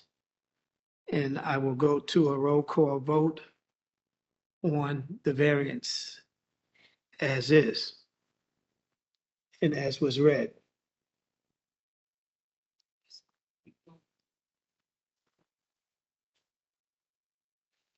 So I would require that each board member, as I mention your name, that you will state out loud if they are in favor or opposed to the requested variance.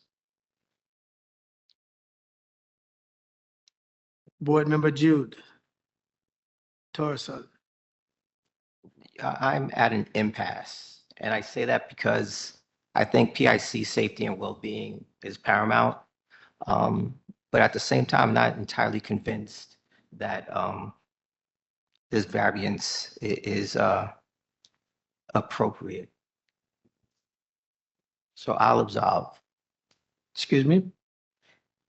Fine at this time. Okay, so you abstain. I abstain. Board Member Pitts. I approve.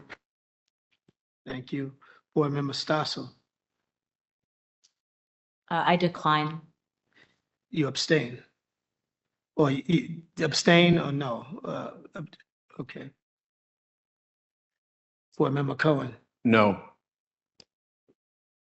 Board Member Judge Kusier, No. Board Member Felipe Franco, No. Vice Chair Skipper, No, because we didn't put conditions.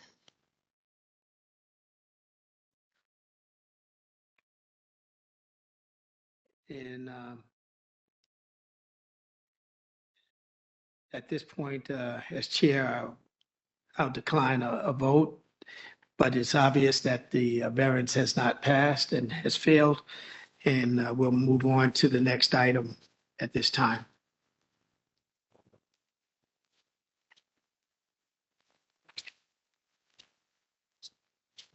And just for the record, I have one abstention, one yes, and 5 noes, and an additional abstention, my abstention. Okay.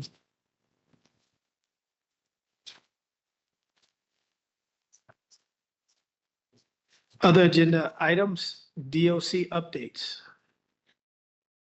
We will now hear updates from the department. First being a status update regarding immediate compliance with sick call requirements, BOC minimum standards 3-02, section C, section 5.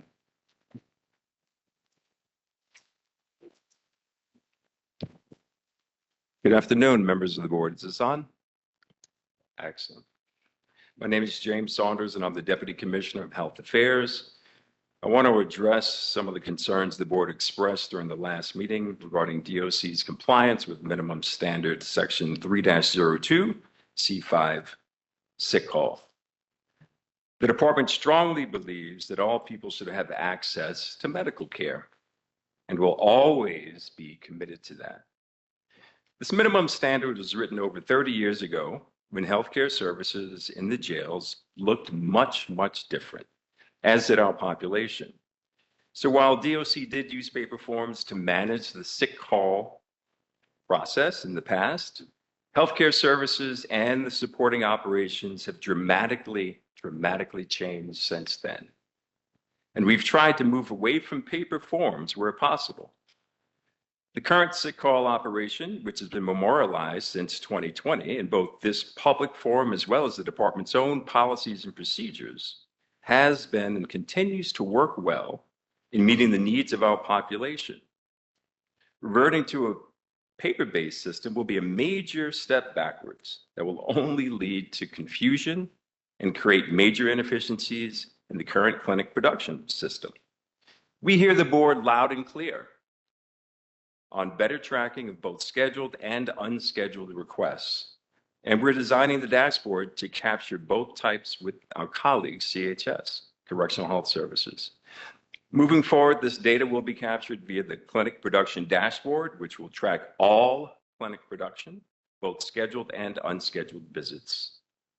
Once the dashboard is implemented, we anticipate having a more robust means of tracking all related metrics that the standard requires. As a reminder, we continue to regularly work with our partners at Correctional Health Services and remain in the technical phase of implementation. If you recall, I previously reported that first we had to identify what data was going to be shared. Second phase, how the data was going to be shared. And so we continue to move forward.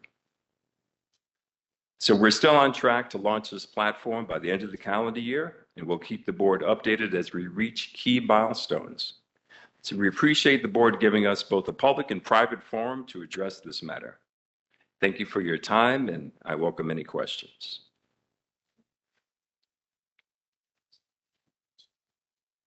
Dr. Cohen?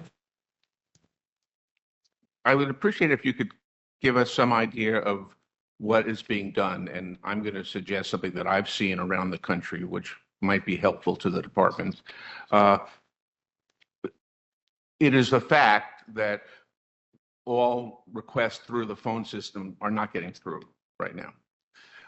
There are delays in the phone system, and not everybody has access to a phone. Many people don't have monitors, and there are no monitors available in the department to give to them. Another system should be considered with it, which would be a system where a kiosk would be available for everybody in every housing area to, if they cannot use the triage system, or even instead of the triage system, to say that I want to go to sick call. And that information would be provided immediately to CMS. So CMS would know, you would know who wants to go to sick call, and CMS would know who is requesting sick call. Because right now, they do not know. And I think that's a dangerous situation, that CMS does not know who wants to go to see them. They really should know that and should act accordingly. So that's my suggestion to you in terms of how to effectuate this. So I appreciate your comments. So one of the things that concerned me was the fact that we kept going back in time and trying to define what was being provided, what wasn't being provided, how it was going to be provided. You know, and I want to commend my colleagues at CHS for creating the health triage line, because I really think that it actually accomplishes what the minimum standard seeks to, seeks for the department to adhere to, as well as addressing what the local law 132 of 2019 seeks for the department to address. And so so you said something interesting. You said that CHS doesn't know who's requesting. So February 8th, 2022, at that board meeting, there was an update given by my colleagues at CHS. And one of the things you said, Dr. Cohen, was historically CHS didn't know who was requesting, only who was brought to the clinic. The health triage line actually accomplishes that. There are 4 phones in every housing unit that people can access and pick up the phone and call 614# to speak to a sick call triage nurse between the hours of 5 a.m. and 12 noon. After 12 noon, they can leave a message, right? One of the other issues that we should talk about, that you're saying that they're not getting all that information. Well, how do you know that? How is that proven? Well, we know that the triage system works, right? We know that folks are getting access to care. There are 4 phones in every housing unit. You don't need a tablet to call 614#, right? And then hang on, this is what you said. You said that now CHS knows who's requesting sick call. These are your words, right? And then you also asked that with this new system, that healthcare access report includes some of the minimum standard data, right? The names and numbers of inmates requesting sick call, the names and numbers of inmates arriving in the clinic, the names and numbers of inmates seen by healthcare personnel. Well, our colleagues at CHS have that data. So maybe you want to clarify your remarks? I'd like to clarify it Okay. here. I mean, I used to run the system. As you know, I used to be the director of this of the system, and when I was the director of the system, corrections put out slips for people to sign up for sick call.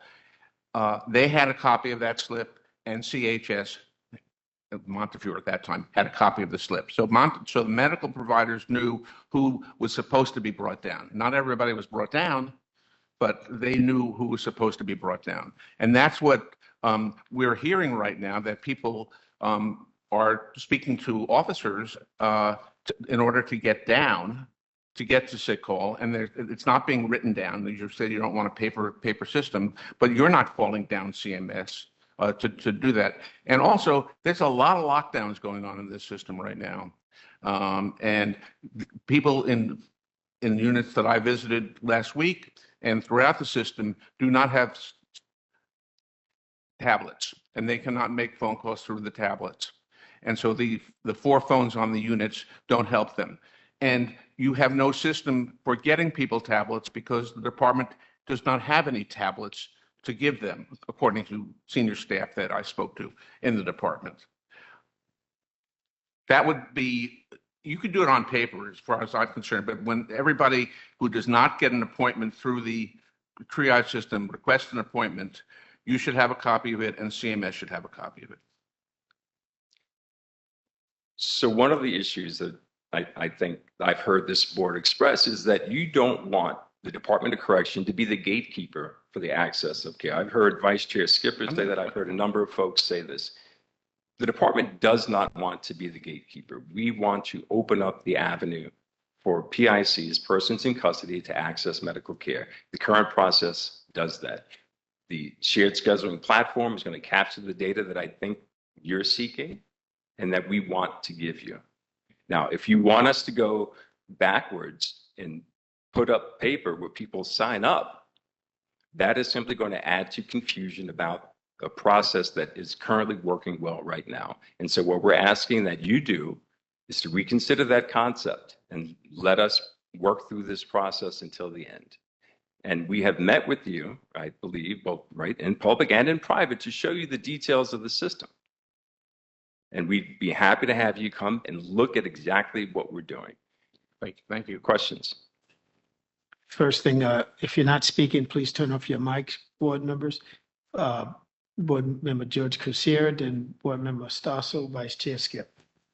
You know, I think we've been through this before, but I think we really have to reiterate that there are two categories of PICs here. Those who may have access to the Healthline triage because they have tablets or access to phones, and therefore they are making requests, and CHS knows they're making requests. But there are many PICs who don't have that access for a number of different reasons, because they may be in restrictive housing, and the only way they can get access is to ask an officer for that access, and they don't get that access. Now, the idea is, as I read the rule, when it says within 24 hours of a request, that is critical. The question of requests that are made, but of course are not being documented and certainly not being transmitted to CHS. So we really, I mean, I know, you give this explanation, you say, wait until, but what we're doing is we have a whole subset of the population that they are going to have no access until somehow the system is developed, whenever it may be developed, sometime possibly before the end of the year. And to me, that is not satisfactory, and it does not satisfy the standard. I mean, you just can't say, I mean, unless every time I have gone into the facility and speak to PICs, so many of them are articulating that they spoke to an officer, they requested, they have a problem, they requested that they get that, sick call, and nothing happened. And of course, there's no record with respect to that. And that's a problem, because that's the idea of why it is written in terms of requests, because then we have some record as to who is requesting that. And then, that's supposed to be transmitted to CHS. So you're only capturing a part of it, and that's really not satisfactory, and that's not consistent with the standard. So let's address communication, right? Again, every housing unit has 4 phones.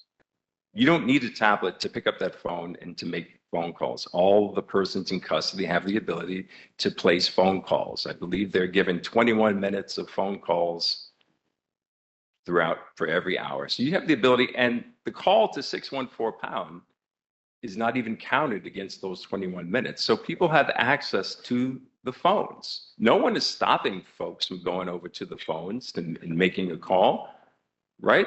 So now let's talk about restrictive housing. Even in restrictive housing, there's time out of the cell. You have the ability to access phones in restrictive housing. You have a tablet in restrictive housing. There's nothing stopping a person in restrictive housing from accessing care and calling 614-pound. If you go over to an officer and ask to be taken to the clinic because you have an urgent condition or you're suffering from urgent symptoms, the officer will take or have you escorted to the clinic. That option is still there.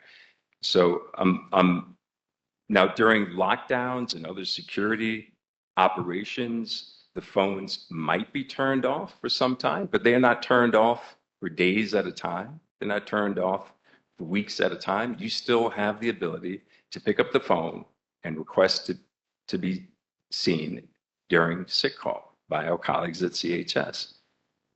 Right. And one of the other things that I found interesting during that February 8th, 2022 meeting, my colleague Nancy Arias, when speaking about this, noted the fact that the sick call triage nurses address calls in no more than a 24-hour lag time.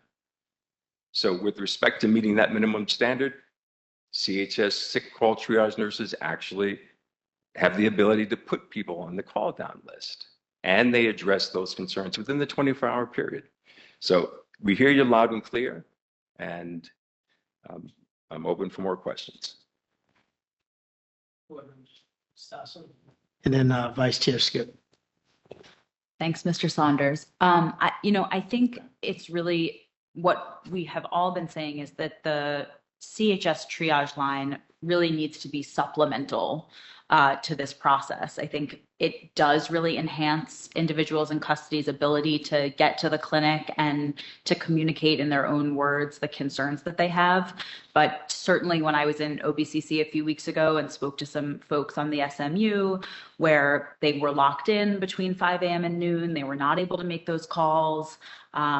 People who didn't have tablets. It would be great if everyone could get to the phones when they needed to, and it would be great if everyone had tablets. But I think the reality is that as we tour through the jails, we see that for a variety of reasons, that's not always happening. I think medical care in the jails is important enough that this is a place where it makes sense to have some redundancy built into the system here, and that, as you said, if there's an urgent issue and an individual says to an officer, I need to get to the clinic, that should happen. But we should know when those requests are coming in. We should know when they are getting to the clinic. And if they're not always getting to the clinic, that should be an additional pathway where information is being gathered and can be assessed.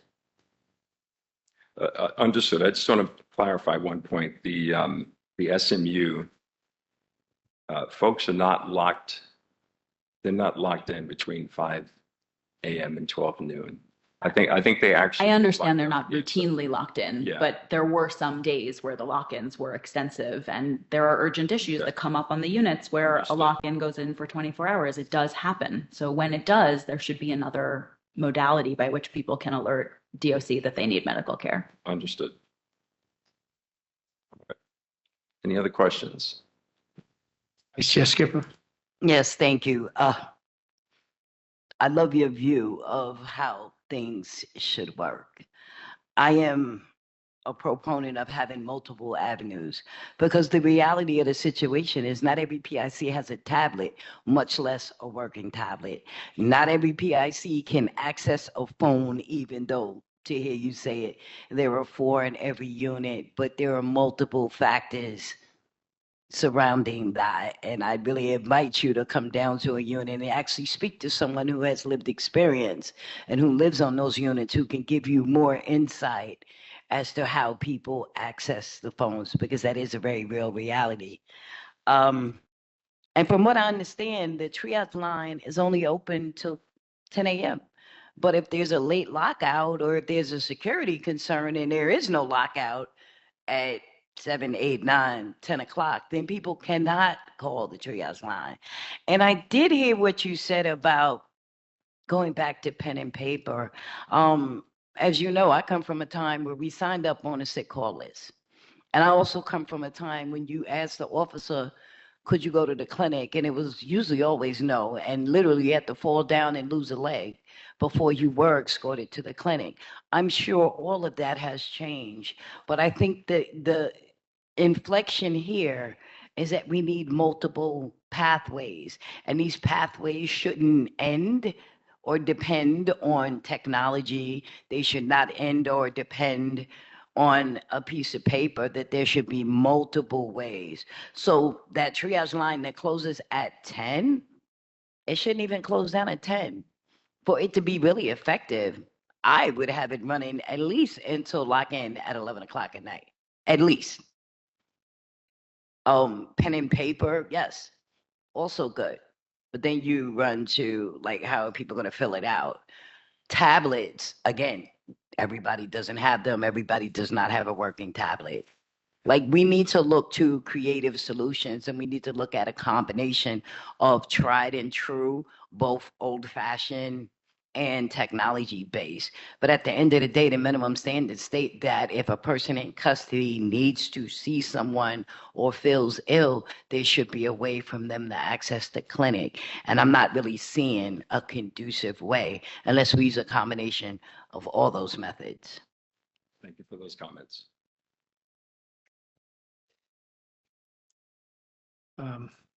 Thank you. No further questions on sick call update, but there is considerable concern as presented by this board on sick call.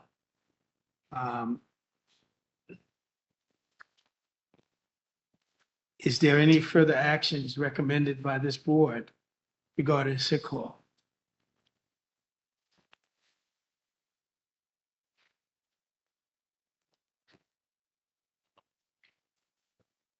I think today particularly the judge and others, created a clear sense of what is missing. There's a universe of folks who want to go to the clinic who are not part of the hotline, and we have no way of capturing that information.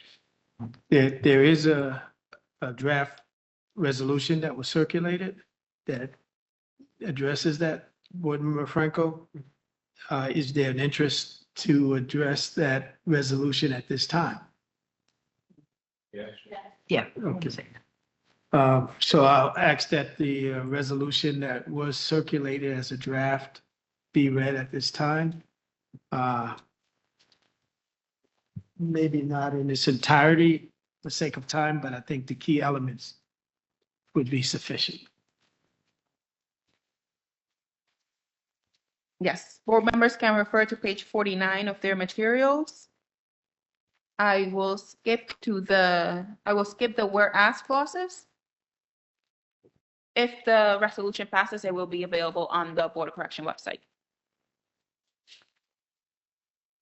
Whereas adequate and accurate tracking of individuals who make requests to correctional personnel to access sick call services in the clinic as required by the board's minimum standards is crucial to assessing the effectiveness of these services and identifying areas of improvement to ensure people in custody have timely access to health care. Therefore, be it resolved that the department is in violation of Section 40, Chapter 40 of the Rules of the City of New York, Section 3-2, subsection C5. Be it further resolved that the department shall take the following remedial action to cure this violation. By June 24th, 2025, the department shall submit to the board in writing a corrective action plan detailing how it intends to comply with Chapter 40 of the Rules of the City of New York, Section 3-2, subsection C5, until it implements an electronic database and dashboard or any other form developed by the department to enable real-time tracking of requests made by people in custody to correctional personnel to access sick call, distinct from visits scheduled by CHS. Number 2, the department shall provide a written report to the board commencing June 24th, 2025, and every month thereafter, stating in detail what progress has been made toward development and implementation of a dashboard to track sick call requests made to correctional personnel, arrivals in the clinic, and individuals seen by healthcare personnel, including but not limited to an updated timeline for implementation, and specific steps taken or to be taken to develop the dashboard, which should, at minimum, include the following data for each sick call request. First, the name of the person in custody requesting sick call, the book and case number associated with the person in custody, and the date and time of the sick call request. Second, the date and time individuals arrived at the clinic. Third, date and time individuals are seen by healthcare personnel. Once the electronic database and dashboard are in operation, the department shall track monthly performance metrics, including the total number of individuals requesting sick call, the number and percentage of individuals produced to the clinic, the number and percentage of individuals seen by a healthcare personnel. It is further and finally resolved that a copy of this resolution be posted conspicuously on the board's website.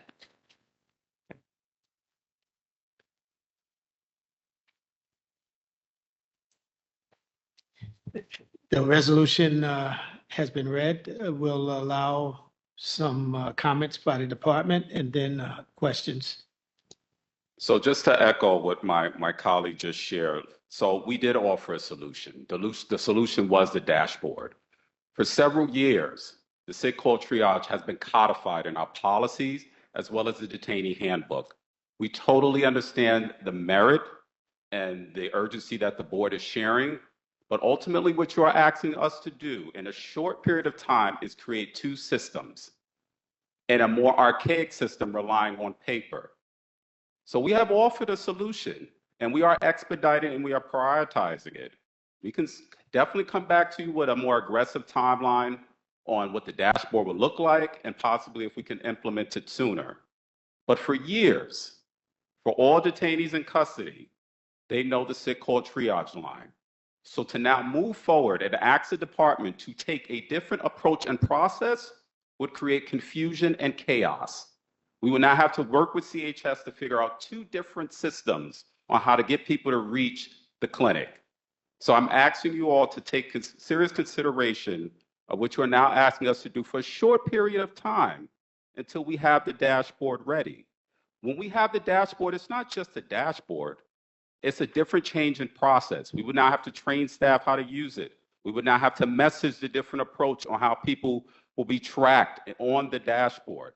It's a wholesale change. So it's not just a technological solution, it's a different approach to meet the board's minimum standard. So I just want to really just ask you all to really consider what you're asking us about to do, what you're asking us to do in terms of possibly creating two different systems and tracking it on paper. I think you all would agree with me that we have to evolve the process, and to say take two steps back on a reliance on paper is not evolution. So I just want to iterate that point that was also echoed by my colleague. Again, we are working on the dashboard. We're trying to expedite it as much as we could. We have told the board time and time and again, we are doing multiple modernization projects, and we have prioritized this one. But going back to the days of paper is not an efficient solution to me, not even in the short term. So I just want to share with that. I'm happy to answer any questions. Well, thank you for that. You can stay a while because there may be some more questions for you. But my training and understanding of such things as healthcare and other essential services is what is the sense of urgency. You've heard of that concept, right? Mm-hmm. What is the sense of urgency? And I don't know if this board sees a sense of urgency with a dashboard that's put out for implementation 8 months from its inception, maybe 8, 9 months. I'm not sure the original point. So, and then I got a call maybe a month and a half ago from staff. Staff was just playing with the computer, I guess. And they came up with a solution. This is one of the senior research analysts of a data sample that they deem workable. The board staff that will review your dashboard deem workable. But I'll have staff speak to that. Thank you, Chair. On May 21st, we sent a letter to the department, and included in that letter, we included a form, an example online form correctional staff can use to accurately document sick call requests. It took our staff a few hours to put it together, but ultimately it's an online form where a correction officer can enter the first and last name of the person in custody, the book and case number, the facility, the housing area, and the status, meaning are they requesting sick call? Or have they been produced to the clinic and were they seen by clinic staff? This would encompass what our understanding is of compliance with the minimum standards. And not only does the board have this understanding, your partners at CHS have the same understanding. In response to, we asked CHS for their response to DOC's letter to us, and they indicated the DOC sick call process and its documentation of the same as required by the BOC minimum standards are arguably intended to avoid any such triage of patient requests to raise healthcare concerns to CHS. So CHS is asserting that, unlike what VC Saunders mentioned, our standards do not envision the health triage line as the sick call process. And it's been our understanding, and I understand now that DOC is saying that they will incorporate requests made by people in custody to officers who go to the clinic into the dashboard. But for months, our understanding was that this clinic dashboard did not include that. It would only include production of patients to clinic appointments scheduled by CHS. Right. So I think we recently said in the response to that letter is that the new dashboard would track all clinic production, both scheduled and unscheduled. But simply creating an interface, and I could appreciate what your staff probably did, it's not just enough, right? It has to talk to other systems, right? Staff will have to be trained on how to just use that. It's not like creating a Survey Monkey application and expecting staff to just hit submit and then we're done, right? I'm not a tech guru, so I can't tell you about the nuts and bolts, but I think we would want a more sophisticated platform that we can use to adequately track, do reports, pull data, probably create a shared system as we're currently doing right now that can interface with CHS's system as well. So that's going to require some work, right? Again, we have multiple projects that's underway. Listen, I think, and I understand your point, Chair, of like, this probably could have been done sooner, but I think in city government standards for us to say, we're going to implement this year, that's pretty rapid. So again, we have prioritized it. We're working towards it. I think we said back in the spring, we're going to have something to show in the summer, which we're tracking to in the next couple of weeks. We'll show what a mock-up looks like so you guys can opine on it. And then we'll take that feedback to figure out how we can move that project forward. But I think to go back to a world of paper, I think you would appreciate like that's not an endeavor. I think that makes the most sense in 2025. So we are prioritizing this. We are working towards it. We're working collaboratively with CHS to do this. And I think by the end of this year, hopefully before the end of this year, we'll have a product that we all appreciate. Yes, and I respect your response. And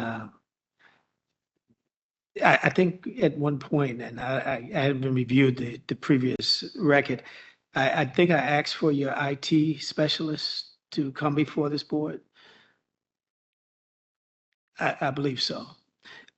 Because the IT specialists, we can query, they're experts. I know my IT and my data analysts, if they told me by the end of the year, they'd be looking for another job. They would be looking for another job. In integration, you have systems and policy structures in place. It's a command and control. You're a paramilitary organization. Communications is pretty much seamless. Training is inherent. I mean, in all fairness, Chair, right? The agency for decades had relied on a paper-based system. So yes, I could appreciate, and again, I'm not an IT person, so I'm not going to stand here and act like I know what it takes to build an application, but they are working to prioritize it amongst multiple projects. So it's not that there's any delay or this is taking a back seat. Yeah. And if you want to have a conversation with our IT folks, I'm happy to schedule one. I don't recall a specific request coming my way to speak with our IT folks, but that's something we're happy to schedule. But the work is underway and it is being prioritized and being built out in a way that we think would be beneficial to our agency. It's a legacy project. So we want to be very intentional because this is supposed to sustain our operations going forward. So we want to be very thoughtful on it and build it out as appropriate. It's friendly to this this board, we can maybe, the resolution hasn't been brought up yet for vote, but certainly timelines are critical. I hear the urgency among board members time and time again, not only at board members, but time and time again. I hear it from PICs time and time again. I hear it from staff time and time again. And so to hear the end of the year, like we're stuck on the end of the year for producing something that everyone else seems as an urgent matter, that's sort of problematic to me. So maybe you can conference with the team and maybe come up with an alternate timeline that can really address this concern, because the board is very serious about this issue. Good. One suggestion, Chair, is that for you and others to discuss it, but it would be good to see a prototype. It's good to talk to you guys, but I think we want to see something actually that we could touch, and maybe even some of the people in custody can play with it. So far it feels like promises. So maybe a prototype of some sort would be helpful. I don't know if I can commit to people. It's an internal product meant for staff, so I don't know if I can commit to allowing people in custody to play with it. Wait, it's their product. We're building something for them to use, right? No. It's a management product for us. Sorry. Yeah, Okay. no, it's not for people in custody. But to your point, Chair, I did speak with the ED, and she did raise, right? You guys wanted to see it, and it did register to us. Okay, well, let's make sure that you guys see it before the end of the year. So that was one of the things, and when we got back to you, and I think it was an email I sent directly to you saying that we were going to share a mock-up with you before during the summer, as opposed to before the end of the year, so you guys had enough time to opine. So we are taking the board's feedback, and again, we are having that sense of urgency, because that was one of the things we discussed, to make sure that we're not waiting to the end of the year to show you something, and that you get to see something in advance so you have enough time to weigh in on it. So there's been a collaborative and ongoing discussion regarding this dashboard, to the point I'm having conversations directly with IT to make sure that they're staying in line with doing this project and making sure there's a commitment to prioritizing this. Okay, so But I would certainly circle back, right, to figure out the timeline, specifically a mock-up, so we can show you all, and we can figure out how to schedule a meeting with the board and our IT folks. Could we see this before our next board meeting, a week before? I can get back to you tomorrow. I don't speak for IT, but I certainly would want to. I could personally get back to you tomorrow, but I would have to engage with them first. Who does IT report to? Yes. Okay, can we have IT present us something the week before the next board meeting, Commissioner? So I understand that there are a lot of requests. I just want to also just say to the board, there are a lot of things the department is managing. We're on a consent decree for the last 10 years, and there are timelines that we're working on to provide updates to the court on those matters. I have no issue with having IT talk you through the process, but I just want everybody, for us to level set here. We're managing an agency. It's been around for 130 years, and we're working to modernize our systems, and IT is tasked with a lot of projects. So we can present something to you, but I just want a table set here, because we're managing consent decrees here, and there are timelines that we're responding to as well. Okay. Board Member Stasso, Board Member Torresant. I just had a clarifying question about the dashboard, and I apologize because I missed the beginning of this, was before my time. But I think you had said that the dashboard is to track clinic production, both scheduled and unscheduled. That's correct. I think my main concern is to make sure that DOC has some understanding of how clinic production is relating to requests. And I'm confused as to how this dashboard would track the extent to which requests are being made in the housing areas outside of the health triage line. Yeah, so I don't want to be premature, but that's a great question. And I think that's to the point to building a system. We got to figure out how it's going to interface with staff and have staff use it. So those are all things that have to be fleshed out, right? Because I think it's going back to the point, if a person in custody goes to the B officer and requests a medical appointment or to go to the clinic outside of calling the triage line, how do they track that instant, right? So we have to figure out what that looks like. I don't have the specifics right now, but those are things we're kind of engaging to figure out how this dashboard overall would work as a kind of clinic production management tool. So it's ongoing conversations. Right. I guess it seemed like the prototype form that the board staff had made would at least take care of that piece, certainly figuring out how to interface with a tracking dashboard at some point. But that obviates the need for a paper form and seems like something that could be implemented relatively quickly in order to just make sure that each bubble has records of who's asking to go. Is that something that seems like it could be done more quickly? I think it would be possibly creating two different systems. And there might be back-end data that would probably have to be shared. Again, everybody will be going to the same place, both scheduled and unscheduled.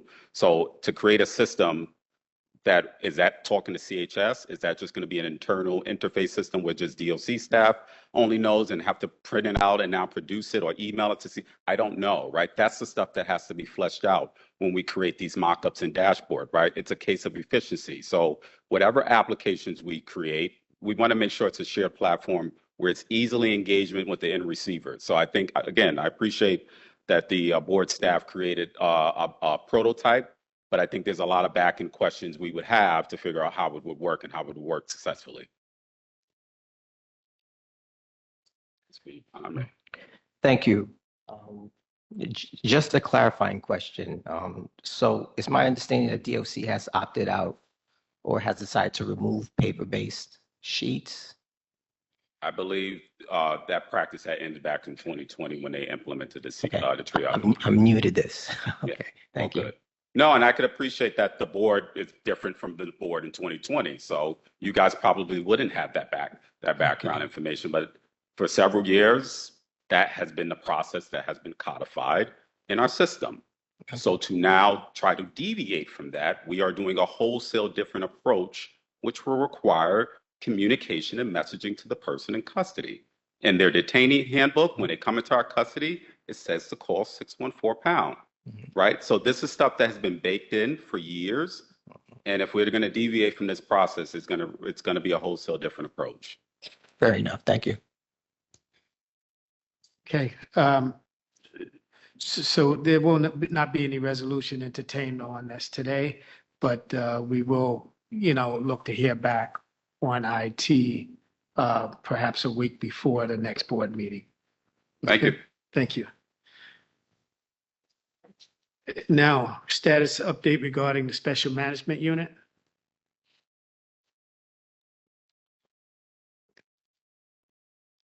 Good afternoon, Chair. Good afternoon, board members. My name is Ned McCormick, and I am the Associate Commissioner of Facility Operation. I want to thank you for the opportunity to speak today and provide an update on the Department's Special Management Unit, or SMU. This update reflects our continued commitment to transparency and to keeping the board informed on how this unit is operating. At the May meeting, we shared our broader strategy for addressing violence in the jails, which includes units designated to manage particularly challenging populations. As we discussed before, individuals placed in SMU have shown a serious propensity for violence, whether by orchestrating incidents, assaulting staff, or causing significant disruptions while in general populations.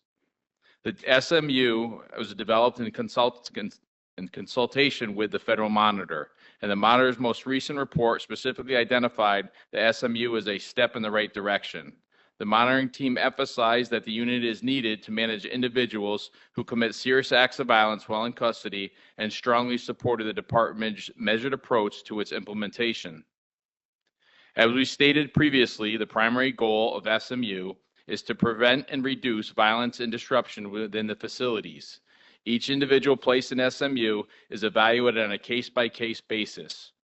Prior to placement, a hearing officer from the adjudication team provides education on the process and helps ensure that the individuals have access to a hearing facilitator when needed. Law library coordinators serve in this facilitator role. The standards for placement in the unit and transfer out of the unit are outlined in the departmental policy, which has been discussed with the board through briefings and is available for the board's review on an ongoing basis. The policy also covers exclusion criteria, the hearing process, orientation and reviews, mandated program, and staff training.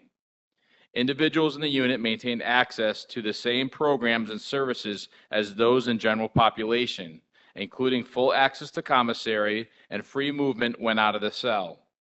Schedules for religious service are posted in the unit, and person in custody can attend congregated services in facilities multi-faith room or in the mosque. Chaplains also conduct weekly rounds to offer confidential consultations. In addition, individuals housed in SMU have access to the law library Tuesday through Sunday for 2 hours each day. I also want to clarify that CHS Health Triage Line has live operated from 5 to 12. After that, an automated system allows the individuals to leave voicemail and request an appointment. Individuals can make a call to the triage line from their tablet or from the housing unit phones after morning lockout to connect with a live operator. Finally, lock-in and lockout schedules are posted in multiple locations throughout the unit. Transfer back to general population unit, which allows for 14 hours out of lockout as opposed to the 7 hours, is the primary incentive for positive behavior. The department understands how critical training is to properly prepare uniformed staff assigned to SMU. An 8-hour training is required before staff are assigned to this unit. The first half of the training focuses procedurally in restorative justice, trauma-informed care, and compliance. The second half focuses on conflict resolution, crisis intervention, and behavior management. Through training, officers understand how to effectively communicate with the individuals about their placement status and the steps they can take to transfer back to general population, which underscores DOC's commitment to the principles of transparency and fair treatment in the managing of a challenging population. The department continues to evaluate the strength in SMU operations to ensure the safety and well-being of both the individual housed there and the staff assigned to this unit. We remain focused on identifying vulnerabilities, enhancing staff preparedness, and implementing strategies that help prevent violence before it occurs. Thank you again for this opportunity, and I'm happy to answer any questions that you may have at this time. Thank you. Any questions? Question, Chair. Yes. Thank you. For my own edification, I'm still unclear as to what distinguishes SMU from RESH and what the criteria is used to differentiate between the two in terms of how a PC goes into the SMU unit. Yeah, so every PIC that's housed in SMU has gone through a due process, right? And they're identified for a propensity to violence, not specific to like maybe a lower level. If you think about an act of violence, typically will be infracted outside additional charges, and you'll be placed in ESH or RESH. SMU may be to somebody who has a known history of violence and continues to gather intel and basically is orchestrating some type of violence. I guess the difference is general population differs from SMU by the only fact that SMU is out of cell time is 7 hours and general population is 14. Board Member Stassen. Thank you. We were just informed that in OBCC today, there was an order, a memorandum that was put out for a temporary alternate tier lockout for 7 hours at a time in a couple of different housing areas. Can you speak to that? Why that's happening in general population and OBCC right now? Well, I can say this, anytime there's any type of emergency incident, it requires an emergency lock-in at that time. I know in times we basically give the instructions that instead of keeping them remain in lock-in status, we'll basically do an alternate tier until we continue the investigation to assess, and as opposed to keeping the PICs locked in. But this is pretty much standard correctional practice when we have any type of incident that constitutes an emergency lock-in. I guess my understanding of what happened today was that there were 4 separate housing units where this was going on, and that there was a plan for there to be 2 additional housing units at least that were locked down tomorrow. So it sounds maybe slightly different from a typical emergency as I would understand it? Are there other circumstances? Yeah, I mean, specifically, I don't know if this had just happened. I mean, but that's kind of standard. I mean, I think what we're trying to do is instead of keeping them locked in, we're trying to do some type of control movement. We're letting, half the tier out at a time to assess. But this is incident driven. It's not just randomly we're doing alternate tier lockout. Like I said, I think that the idea and the premise is to get them back out into the housing and as quick as we can. Is it something that you can look into in terms of what happened today? 'Cause Sure. It seems unusual to have so many different housing units involved in a. Sure, we can look into that and get back to you. Thank you. Yeah. Yes, Board Member Hi. Felipe. Hi, everyone. This is a quick question. Last time I actually toured the unit, I met one of the Department of Education teachers. There's only one of them available at that unit. Is that correct? As far as teachers, Yeah, I think it's actually divided between RESH and that unit. Hello. How are Okay. you? Okay, so my name is Nell McCarty, Deputy Commissioner for the Division of Programs and Community Partnerships. So if we're talking about educators through the New York Public Schools or Department of Education, there is a teacher assigned to enhanced supervision housing. Yes. At this time, we have not been putting in 18 to 21-year-olds in the special management unit because there is not a teacher assigned for this academic year. And so that's just being fully transparent. We're also building out a school site at OBCC to be able to afford classroom setting school. The gentleman that I met actually was focusing on folks older than 21. We found that there's a significant number of them who would like to get those services. And I can get you the information offline afterwards. But Yeah, I mean, send us the name and information. We have the RFP for the supplemental education coming through, which is like beginning of fiscal year 26. I mean, that's right around the corner. That RFP, we have worked with the vendor in negotiating it, where we're specifically targeting GED and high school equivalency, making sure that that is for people who may not have access to the New York public schools. And so that might be is that going older than 21 then? Yes, and adults. Perfect. So it's really targeting anybody over 21. I mean, I'm going to take the opportunity, first of all, because I've been paying attention to your work with those that are under 21. And my understanding is I think there may be 45 students or more graduating in a few weeks. We are quite excited. We have 57 Wow. individuals graduating next week on Tuesday. It is a huge accomplishment. It is one of the largest classes we've had in years. I think it's actually the largest you have had in the last 10 years. Yeah. Since I quit taking track of it.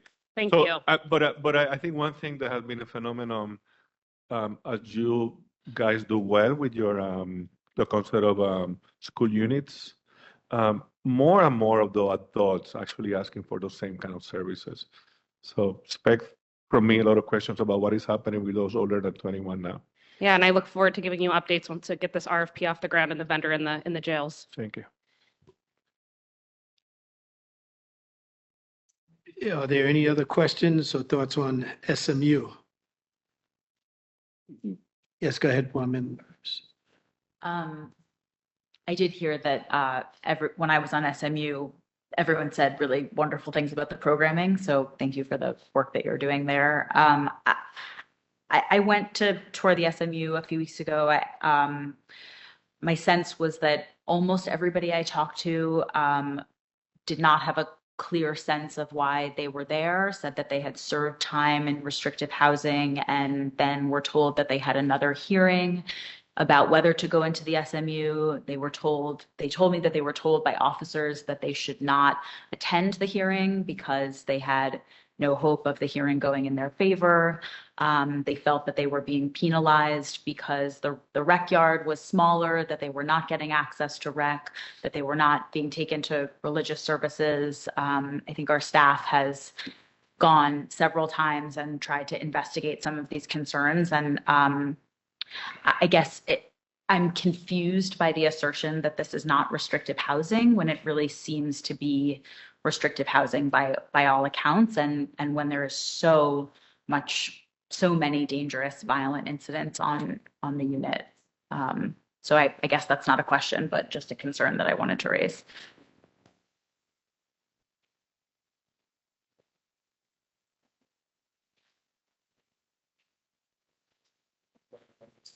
Dr. Cohen? I was in SMU last week, and I met two men who were in suicide watch situation. And I did not see, they were out of the cell for their 7 hours during the day. So I didn't see the one-on-one that I was told happened, and I have no idea. I assume that it happened. I don't know. But mental health staff does not go to SMU. According to the staff in mental health, the only 2 areas on Rikers Island where people on suicide watch are kept in non-mental health units is in RESH and in the SMU. I'm not familiar with the RESH setup, so I'm not going to talk about that. But in the SMU, you're supposed to go down. People who are in suicide watch are supposed to go to the clinic. The distance to the clinic is very far to me. From their SMU, Southwest 1 to the main clinic is a long walk, which has to be done with people in handcuffs, mitts, chains, belly chains, leg chains, all chained together, for people who are on suicide watch. There is a clinic right next door to Southwest 1, which could be used. I found that just I don't think I think mental health staff should go to where there are people on suicide watch and on some period. I would hope that the department would agree with that and effectuate some change with that.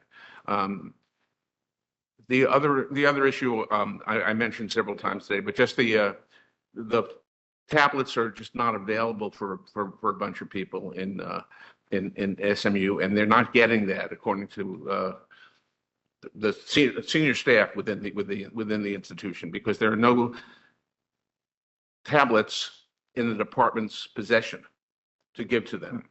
Well, that was a deputy warden told me that. I mean, he may be totally off, but. And I will say that the PICs in SMU, if they've destroyed their tablet multiple times, they may not be eligible. So on case by case, if it wasn't a question of destroying. There were no tablets available for whatever reason. Hi, Nell McCarty again. We are working right now with our vendor for tablets. There have been a few challenges in having, for lack of better words, enough tablets for every single person in custody. We are working to make sure that that is rectified. We had 869 people that were prioritized for tablets. We sent this information over recently. Of those, we have ensured that 300, I know for a fact, received them. 489 are scheduled to receive them this week. Some of them probably receiving them today. So there was an issue, there is an issue, and we are working to address it as fast as possible. So I just want to flag that. I'm aware of our inventory. I'm aware of what we're trying to do to make sure that that is not an issue and that we don't have those issues. But just to flag that that is a real thing that we have been working with and working through. Do you have a concern about, I mean, maybe that's not your area, but a concern about the safety for people who are on suicide watch to be in the SMU without having mental health staff come to the unit ever? Well, yeah, I mean, AC McCormick may be better prepped to speak on that specifically, but so I will hand it over to him. thank you for your question, Dr. Cohen. So just for clarification, there are staff when they're actually in their cells that are on the watch when they're there. And as to your point, they are escorted down twice a day to see mental health staff actually in the clinic. Do they always make it? I don't think they always make it, according to the mental health staff and according to the people who are there. They don't always make it for their 2 visits a day. I mean, if there were, if you use the clinic right next door, would be a lot. I think it would be a lot more effective system. Generally, you understand that you would want to have people on suicide watches in mental health units where there are psychiatric and psychological and social work staff around all the time. But there are no mental health staff who ever come to this unit, and I think for the safety of those persons, you should reconsider it. CMS, I don't know what they actually think about it, but their sense is that the department has to decide that that's what they want them to do, and then you'll negotiate that. But you're aware of the location, right? There's a clinic, there's a mini clinic. Yeah, aware of the location. Next door. Yeah, fully aware, and we're exploring that option.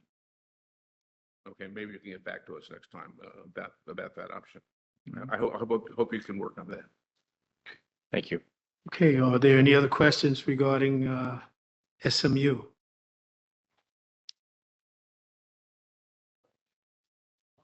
Board Thank Member you again. Thompson. As the CHS triage line ends relatively early, how would the PIC and SMU access to that triage line without the use of a tablet or Wi-Fi? Yeah, same thing. There's phones there, and granted it shuts off at 12, but they can leave the message and will be seen within 24 hours. Okay, thank you. Okay, if there are no other questions or concerns regarding SMU, I know there's been considerable discussion and feedback from the department, which we appreciate. We'll move on to the next item. Any questions? Okay, There's a resolution on the SMU. if you're presenting it, I think that the board staff has been very concerned that there. put your mic on if it's not on, please.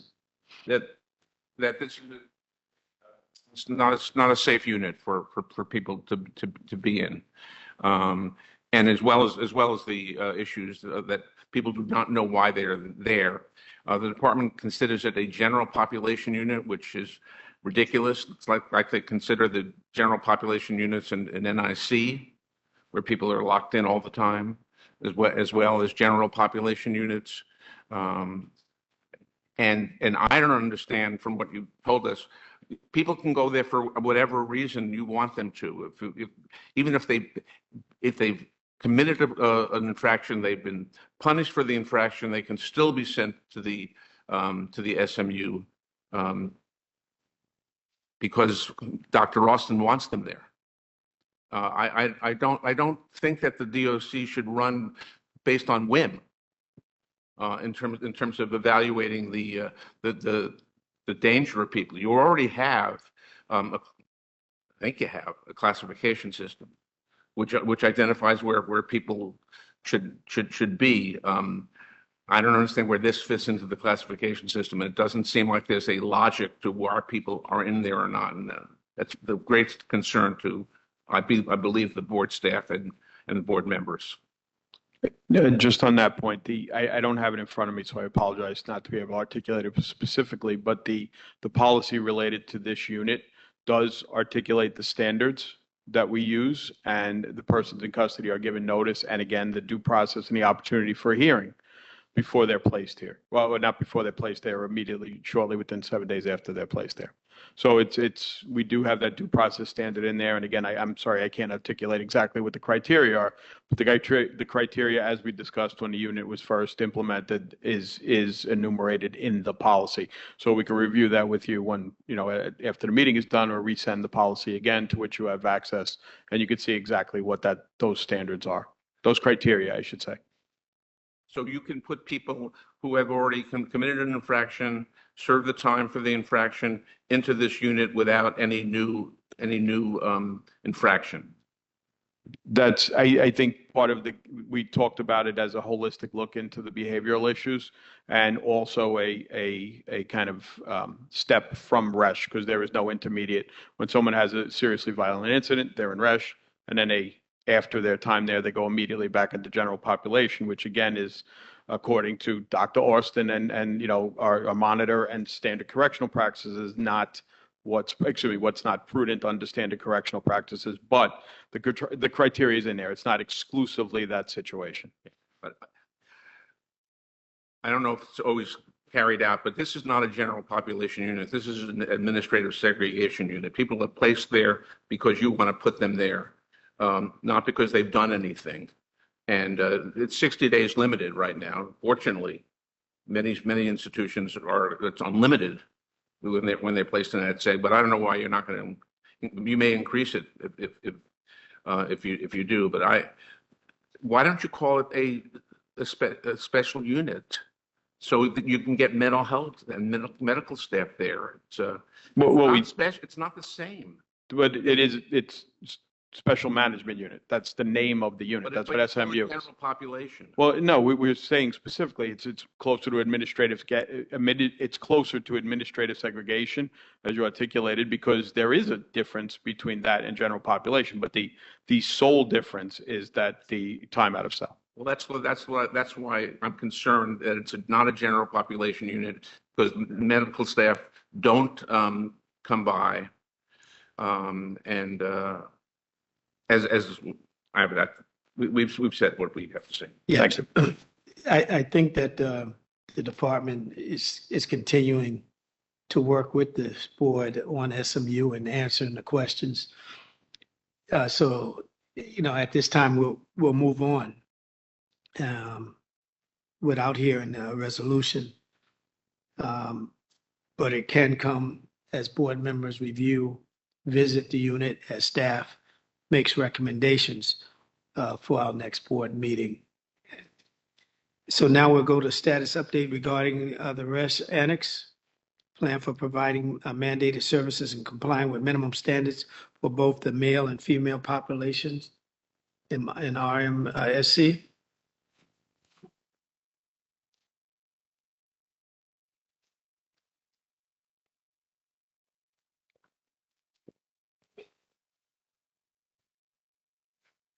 Good morning, sir. First Rajay, Senior Deputy Commissioner. Yes, I'm sorry, we couldn't hear you. Your mic was not. No, I said good morning, Senior Deputy First Rajay. He said he had some questions. I'm here to answer any questions you have. Okay. Any questions regarding REST Annex, or that there's no presentation to present? If you have questions, the commission is ready to answer.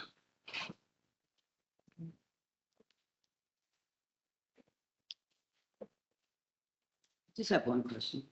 Turn the mic on. Just one question, Vice Chair Skip. Yeah, I just want to know, what is the time frames for completion of the rec yard, a fully operational law library, and a mini clinic for those who are in rush?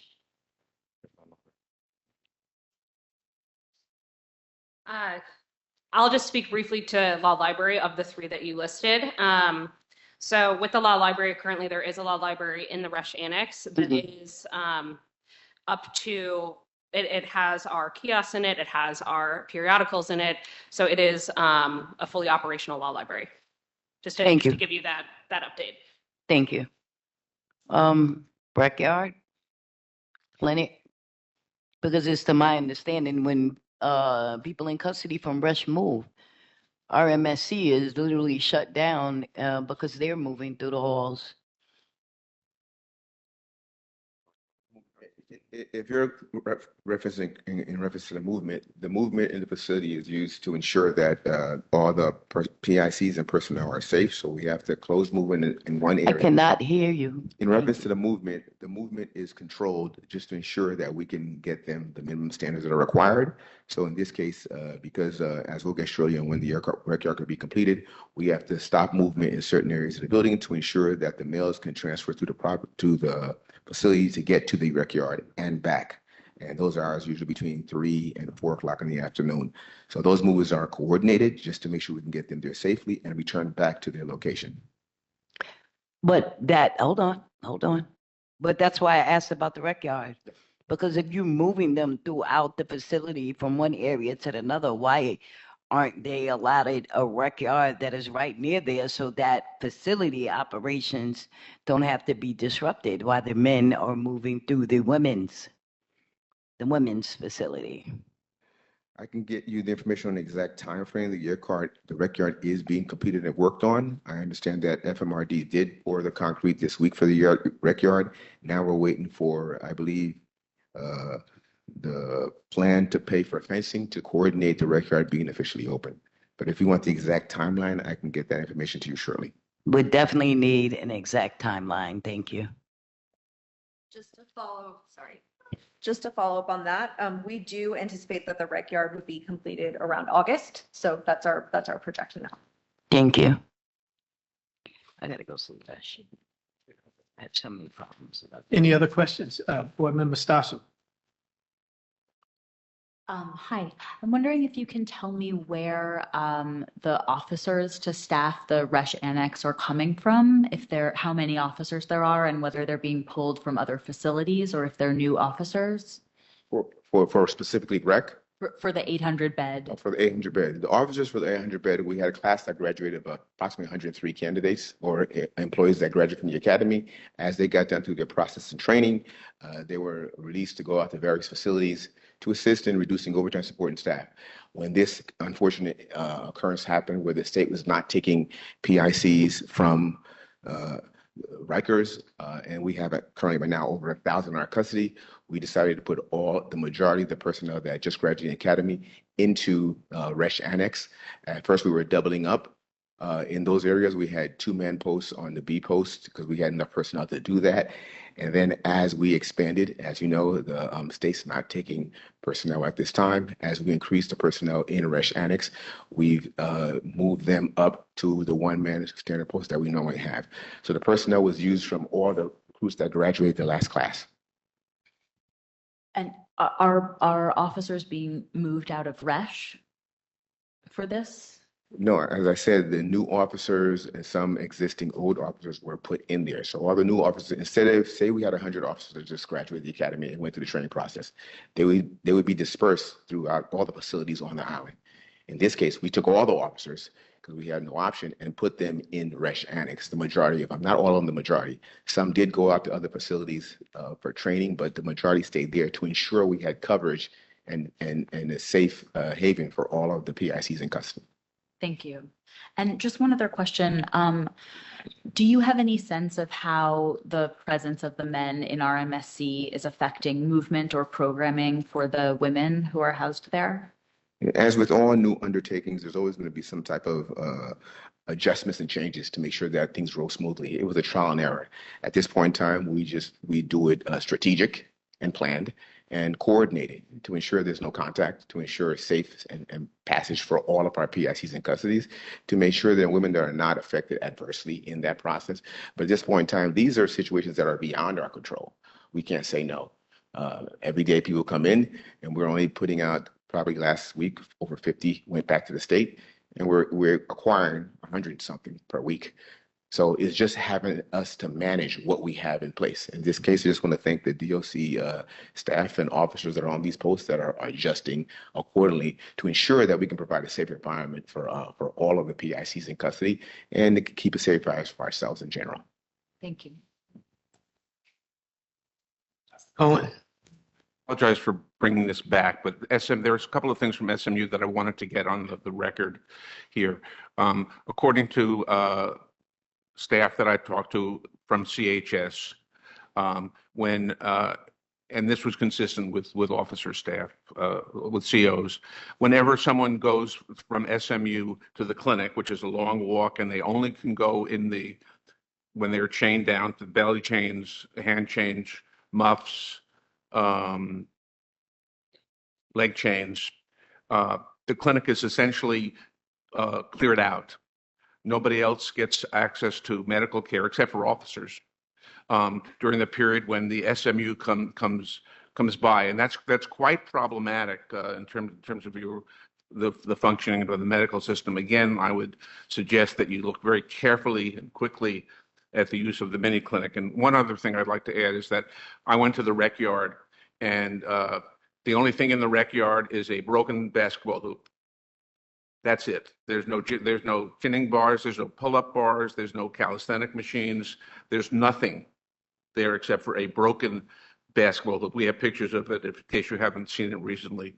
So I would hope that that would be, that's been the, I don't think that's been the case since it's opened. So you should know that and fix it up. Thank you. Okay, I think that that concludes the department's comments or reporting. So thank you very much. And now we'll go to CHS for updates.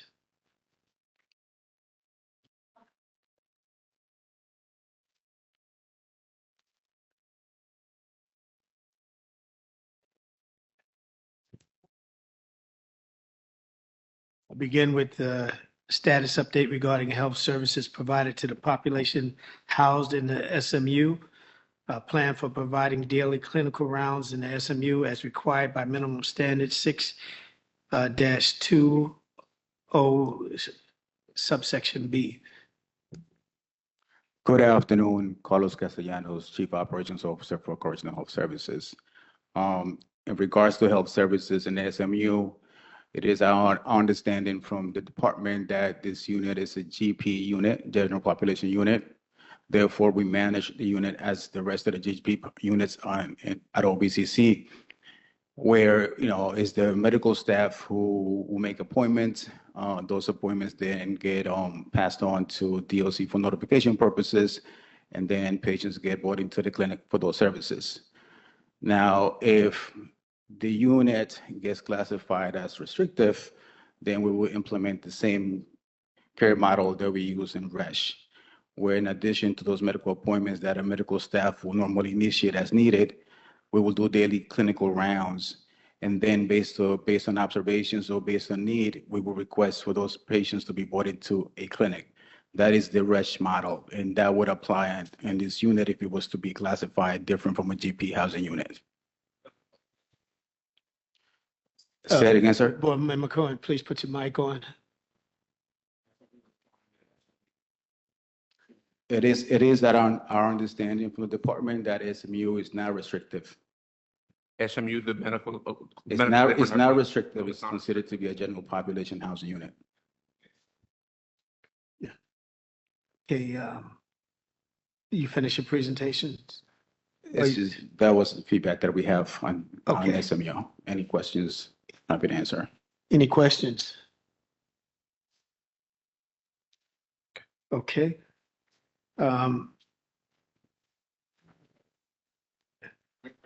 That the clinic closes down in OBCC closes down essentially when people from the SMU come to be seen. I was not aware. You're not aware. I was not aware. Okay. Any of your colleagues aware? I will find out. We'll follow up. Any further questions on CHS? Any further thoughts or comments?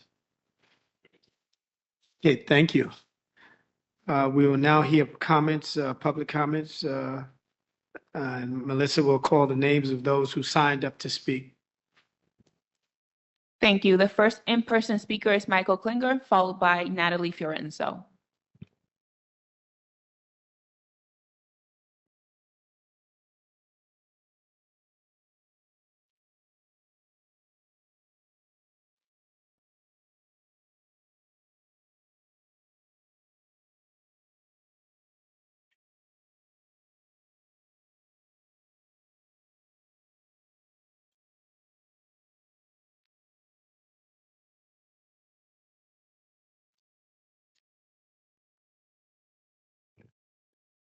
Good afternoon again. My name is Michael Klinger. I'm a jail services attorney with Brooklyn Defender Services. Thank you for another opportunity to speak with you today. Earlier this month, these comments are meant to underscore what the people we represent and who are housed at RMSC report back about the conditions there now that there are so many more men in the facility, including at RESH. But I also heard the questions that were asked, and we appreciate those questions so far. Earlier this month, a woman represented by Brooklyn Defenders reported to us that when women were moved out of dorm units, presumably in the 400-bed tower at RMSC, and into celled units on the first floor, men were moved into the dorms, including on the third floor, where the library is located, and where they get books, so women no longer had access to the library where they could read or check out books or other materials. Same with the large recreation yard that the women used to use. We've heard that women, whether it's some or even all, are now relegated to a yard too small for running or even moving around very much. We've also heard reports that a facility-wide alarm indicates that when men are being escorted in the facility, all other movement has to stop, sometimes for long periods of time. I think the department essentially said the same. This means that wherever women are, if they're in the clinic or at a council visit or at a program, they have to wait there until it's all clear. This creates situations where people are forced to make choices between two or more critical services or programs. So for example, we are aware of people declining meals so that they won't miss medical appointments, often for necessary medications, or vice versa. Several times, department staff have explained to Brooklyn Defender staff that women we represent have missed virtual teleconference appointments with us because of significant increases in the time it now takes to escort women in the facility for the reasons that we heard. We have been advised to request a full hour conference instead of just 30 minutes in order to build in time for delays. And in many cases, even that full hour hasn't been enough time for the department to produce people for their legal calls.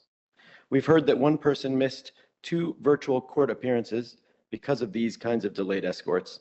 And we've also heard that delays in escorting have cut significantly into people's ability to attend school, to which the department is often required to provide access. Perhaps most bizarrely, as temperatures now routinely and predictably climb into dangerously hot territory, we are informed that women are no longer being issued uniform shorts, which they have been told is related to the presence of men. The department's decisions around moving men into a female facility are making life even harder for people we represent. Please investigate and work with the department so that every person in custody will see their needs accommodated consistently and fairly, regardless of their sex or gender identity. Thank you.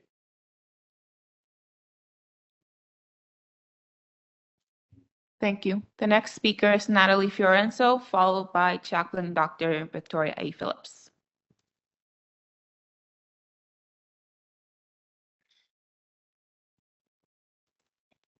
Hi, everyone. Good afternoon again. My name is Natalie Fiorenzo. I am a senior correction specialist at New York County Defender Services. The SMU is an incredibly dangerous place. Today, you put the following items on the agenda. Can you hear me? Okay. DOC's plan for addressing violence in the SMU, DOC's plan for addressing due process concerns there, and DOC's plan for implementing training curriculum for SMU staff. But instead of hearing plans for addressing the issues that you know exist, you were told that there are no issues. You know that not to be true. Advocates have called on you to push for the closure of this unit in any way you can. Board staff are deeply concerned about the safety on this unit, and the majority of you yourselves have seen firsthand how illegal and soul-crushing the SMU is. It's been that way since its inception, yet the board gives DOC endless chances to improve a unit they know was set up to fail from the start. Issue a notice of violation now, condemning this unit and condemning DOC's choice to cause further harm on the population they are supposed to be caring for.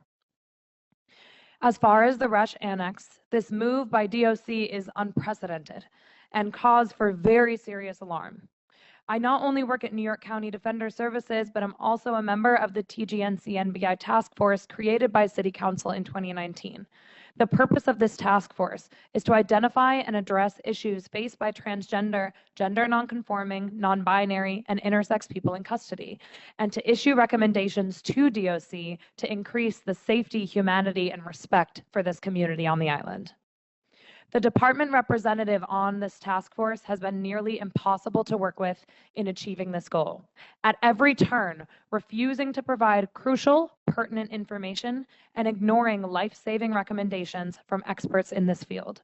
Most recently, this has been exemplified by the move of men into the Rose M. Singer Center. Despite repeatedly asking the department to notify the rest of the task force when there are relevant changes on Rikers Island that will affect this population, we received no notification whatsoever that men would be moving into Rosie's or that the transgender housing unit, the SCU, would also be moved. Furthermore, after hearing about it through the grapevine and explicitly asking DOC to let us know their plans in ensuring the safety and dignity of TGNC-NBI individuals during this transition, we were met with no response or no comment when further prompted. This lack of collaboration is preventing us from fulfilling our mandate of publishing yearly reports. The Board of Correction is responsible for convening this task force, and in the past took charge of facilitating and cultivating a more cooperative environment. We need that attention and assistance from the board now more than ever. Please make this task force a priority of the board so we can keep our TGNC-NBI people in custody as safe as possible. Happy Pride to everyone, and thank you for hearing my testimony today. Thank you. Next speaker is Dr. V, followed by Camila Rueda.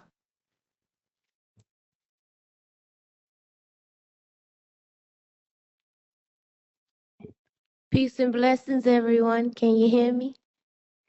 Can you hear me? Okay, I'm Chaplain Dr. Victoria A. Phillips, and I'm from the Jails Action Coalition, Beyond, Rosie's Campaign, so many others. I'm Close Rikers as well. I just want to point out a few things. Earlier DOC, the board members said that DOC made an argument that was around saving lives. But I just want to remind you all that, when we think of time frames and you think, well, it's just 2 months, it's just 3 months. How many people died just this year in less than 2 months in DOC's custody? Do I actually have to go down the numbers or read the names to remind you all? So when it comes to time frames, it is critical on both sides that people show up, have prototypes ready, have answers ready, and not just push it off to another meeting. Because how many times have people died in between us meeting in this room? Over the past decade, Michael did a great timeline for you all today. And he mentioned about in 2014, the undercover investigation. But I just want to highlight it in 2012, 2013, 2014. I wasn't Dr. V then, I was Miss V. But I was testifying. I was the Rikers whistleblower. And yet here we are with the same conditions, the same situations, and no culture and change have occurred. So when I hear excuses about, we changed things in 2020 or give us time to get a database together, but I can literally point you to your own videos on YouTube that can show you where DOC has spoken the same things on the record to different board members, and yet has not produced anything. Where is the level of accountability going to come in at? I remember speaking to, she was a little short woman, I think Commissioner Shapiro or something like that, Commissioner Pont, Commissioner Brannon, Commissioner Schiraldi, Commissioner Molina, and even the current commissioner on all the things I bring before you, this very board. Why? Because I'm dedicated to change. Why? Because I was a service provider behind the walls and I seen the barbaric conditions that people are placed in based on somebody's lack of humanity or lack in moral compass. And you have a duty, even if DOC does not listen to you or respect you, you have a duty as the oversight board to highlight each and everything that they are doing wrong. Why? Because again, as it's been said in this room all day long, saving lives is critical. And I'll just finish by saying, sick call. At this point, it shouldn't be a prototype. It must be some type of pilot so that we can correct them along the way. That is how you learn. No one is successful without making mistakes. So it's okay to make mistakes, but we can fix them together. And I'll finish by saying Friday was the 10th anniversary for Khalif Browder. Saturday was the 6th anniversary of Layleen's death, where you've seen officers laugh at her on DOC tapes. So no, the culture has not changed, and nor has the agency changed to make things better. Hold them accountable in real times. No more deaths. Thank you. The next speaker is Camila Rueda, followed by the first online speaker, Kayla Simpson.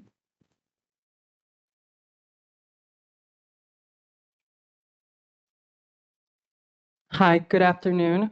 My name is Camila Rueda Labrador, she, her pronouns. I am a a client advocate paralegal for the LGBT Law and Policy Unit at the Legal Aid Society. I am also a part of the TGNC NBI Task Force. I'm here to provide testimony on behalf of my clients who are currently incarcerated in DOC. Currently, one of my clients who is housed in Rosie's was greatly affected by the recent addition of men into the facility. Without notice, my client was threatened with use of force to be moved from a dormitory setting to a cell without any additional considerations. My client has severe mental health issues and does not do well in isolation in small spaces. Furthermore, my clients report that there's huge delays with food, medication, medical visits, and VCT calls. There is an overpopulation at these facilities in Rikers, and you're putting all these folks at risk. There is no contact that is being enforced, but this is at the risk of the health and well-being of incarcerated folks and individuals. In addition, I would like to take this time to speak about the disregard and current threats to the trans community in custody. As we speak, our trans sisters, trans brothers, and gender nonconforming siblings are being harassed physically and sexually assaulted in DOC correctional facilities. Under the current DOC regulations, many of our siblings are denied gender-affirming housing and continue to be in harm's way. It is inhumane for individuals to be at risk of physical and sexual assault. Trans individuals should have the agency to choose to be housed in gender-aligned housing and/or within special units to reduce the risk of harassment and assault. The current specialized units are not enough, and without proper competency training, correctional facilities and officers are not providing the safety and protection the community needs. Under the current regulations, trans individuals are currently being penalized by being transferred from gender-aligned facilities back into facilities that put them at risk. EI, trans women, for example, being transferred back into male correctional facilities. When cis women receive infractions or tickets, they're not transferred to men's facilities. Yet this is how DOC treats trans women and other individuals within the community. Putting our community at risk of safety should not be a form of punishment. This mistreatment is not only discriminatory but also dangerous. Trans, gender nonconforming, and non-binary people deserve safety, dignity, and agency. I urge DOC to expand the gender-affirming housing, provide comprehensive TGNC, NBI training for all staff, and hold those who are causing harm accountable. Our community cannot wait. Thank you for your time. Thank you. The first online speaker is Kayla Simpson, followed by Asha Ramachandran.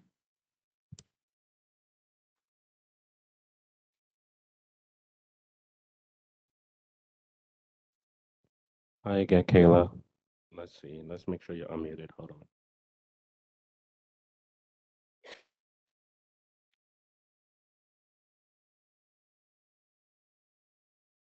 Can you hear me? Yes. Oh, Yes. unmute. Kayla, unmute. Great. You're good. Can you hear me? You're good now. You're good. And 1,000 blessings to you for running the technology of this. We really appreciate you. Hello again, I'm Kayla Simpson. I'm an attorney at the Legal Aid Society's Prisoners' Rights Project. Thanks again for the opportunity to speak to you. First, a quick word about the medical access discussion. It was very difficult to hear from DOC today things like no one is stopping folks from going over to the phones and making a call. There's nothing stopping a person in restrictive housing from accessing care. If you ask an officer to take you to the clinic for an urgent need, they'll do it. I mean, it's really so difficult to have these conversations when it seems as though we're operating in different factual universes. And when Vice Chair Skipper tried to guide DOC to respond to the reality that policies are not practice in the city jails. DOC only thanked her for her comments, but didn't meaningfully respond to them or indicate how those concerns would be addressed. And the same dynamic resurfaced in discussion of the special management unit. Other than Ms. McCarty's welcome candor about tablet inventory, the response from DOC to concerns about practice failures was largely to point to what the policy is. But that's really not a solution when practice as a rule falls below the policy. And I think there's really no better evidence of that than the history of restrictive housing in DOC. You know, the update about SMU, people not getting access to rec, not understanding why they're there, being advised by officers not to attend hearings because there's no point. I mean, that may as well have been read from the pages of a really great report BOC staff did in 2016 about a unit that was new to DOC at the time, that was heralded by the agency as the progressive future of restrictive housing in the agency, ESH. And what that tells us, I think, is that we are not learning the lessons that the past has taught us. These units are not working, and we cannot fix what is happening if we can't be honest about what they are. General population, let's be serious. A 60-day limit? No, the SMU directive itself doesn't even require a placement review until 60 days and allows limitless extensions. Not restrictive, it's half the time out of cell. That is a serious thing to a person in custody. Of course, we want meaningful interventions that reduce violence and keep people safe. Of course we do. But can we please be honest about the fact that these units in this agency have not done that? They have been glorified warehouses for the people the agency feels are problems, no matter what the name of the unit is or how it's described. We just cannot accept this. And I'm sure you're tired of hearing me say it, those of you who've been on the board for years. But this should not be business as usual. The board should use all tools at its disposal. And we really appreciate when you do. Investigations, frequent in-person inspections and reporting, notices of violation. When DOC responds to your concerns in these meetings by pointing to policy, please don't permit that. Please be vigilant. And I really appreciate the opportunity to address you twice. Thanks so much. Thank you. The last speaker is Asha Ramachandran.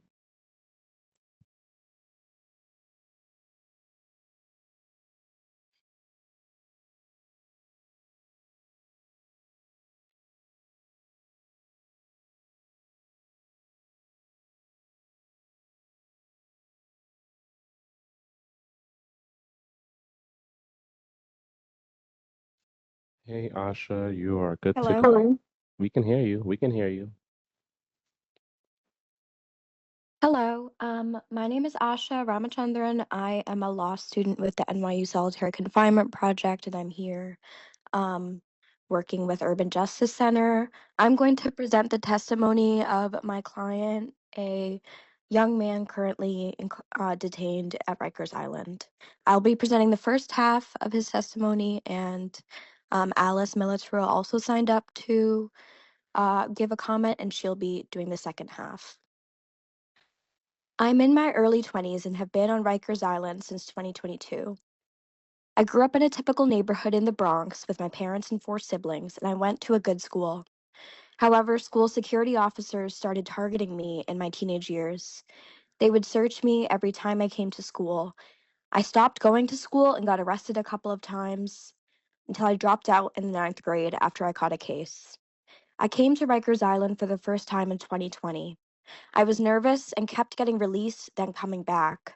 In RNDC, some of the cells felt crazy. There were mice running around, rats in the toilet. That was the first facility I went to. One of the worst parts of life on Rikers Island is being strip searched. In general population, COs strip search me or search my cell at least once every week and a half, sometimes even twice a week. In the box and in RMAS, you get strip searched every day.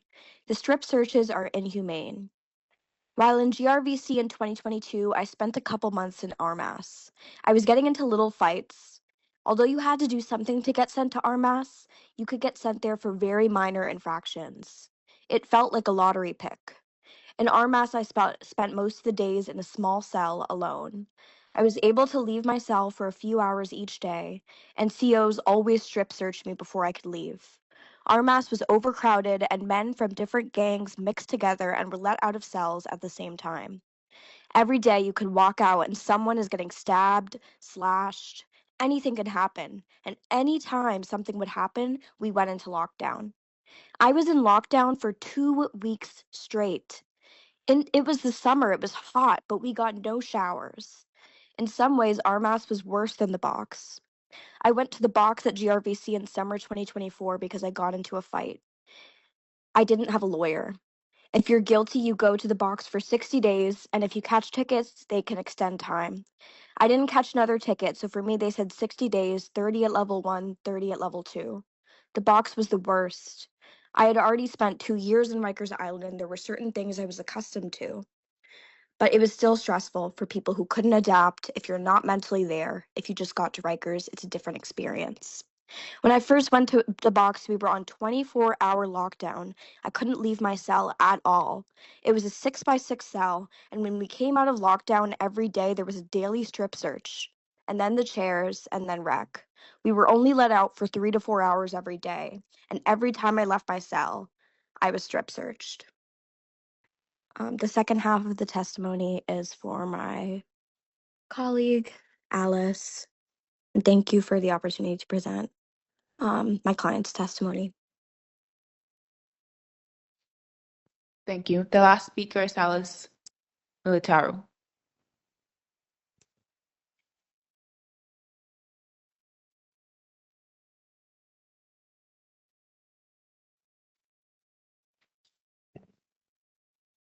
Hi, Alice. You should be good to go. Are you unmuted? We don't hear you. How Unmute. about now? Yeah, we can hear you. Yep. Okay, great. I'll be presenting the second half of the testimony. For chairs, you were strip searched, and then they shackled your legs to the chair, put you in the chair, and you couldn't get up. You couldn't move how you wanted to move, and if you moved and the shackle was on your ankle and it hurt, you couldn't move at all. In chairs, you could talk to other guys, watch TV, and do programs like anger management, packets, and word searches. Level 2 is a little better. You'd get to walk around and be out for like 5 to 6 hours. You move to a housing area, no chairs, and you actually get to move around. In rec, you're outside for an hour. In rec, I was in a cage, and other people were in cages about the size of a cell. I could only see other cages, and I could talk to other people in the box. They all had the cages in sections, separating people.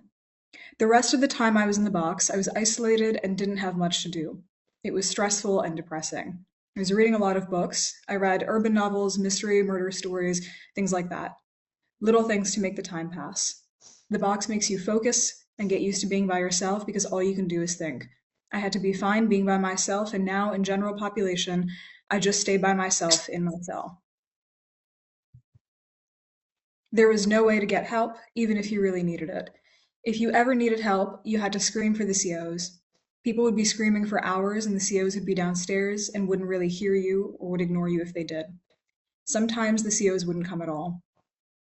I know other guys who had serious chest pain, and the COs would not bring them to the medical clinic. I didn't get any tickets when I was in the box. I wasn't trying to get extra days. They were supposed to move me to level 2 after 30 days, and I complained when I was still there. They only moved me on my 45th day. Level 2 was overcrowded. After 60 days in the box, I went back to general population. Even in general population, there were problems. The strip searches and cell searches were inhumane. I have back pain from the extremely thin mattresses. 6 or 7 times last summer, shit water came flowing out of the pipes and the wall next to my cell. Shit water was coming from the bottom of my cell door and got into my cell. I had to use my own sheets and blankets to mop up the mess. We complained, and the COs said they were going to fix it, but it never got fixed. We had to fix it ourselves. I had friends in the box for a couple of months who told me water was coming out of the ceilings and into their cells. Medical treatment on Rikers is bad.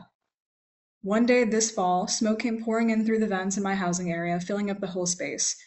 They kept us in the same housing area, and we had to breathe in the smoke. My chest was hurting, and my nose started bleeding. A few days later, I saw a doctor who prescribed me an asthma pump for the chest pain. A week and a half later, my chest still hurts, and I haven't gotten my asthma pump or any other follow up to this day. Rikers is a free for all. It needs to change completely to improve.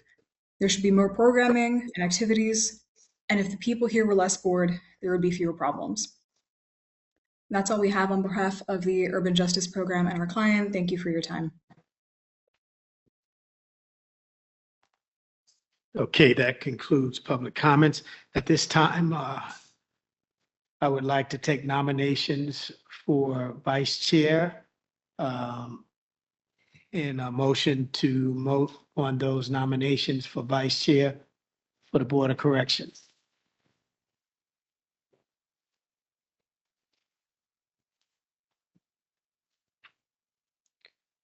I move the nomination of current Vice Chair Skip to continue as Vice Chair. Second. Okay. There's been a motion and a second for Vice Chair Skip to be nominated as a Vice Chair to continue. All in favor?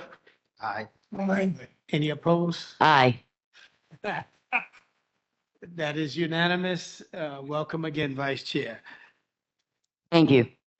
Okay, we will adjourn this meeting now. Thank you to everyone who attended and participated in today's meeting. The board's next meeting is scheduled to take place on Tuesday, July 8th, 2025 at 1 p.m. Meeting is adjourned. Is there a motion to adjourn? I need a motion. So moved. Is there a second? Second. All in favor? Aye. Meeting adjourned. Didn't want to miss that.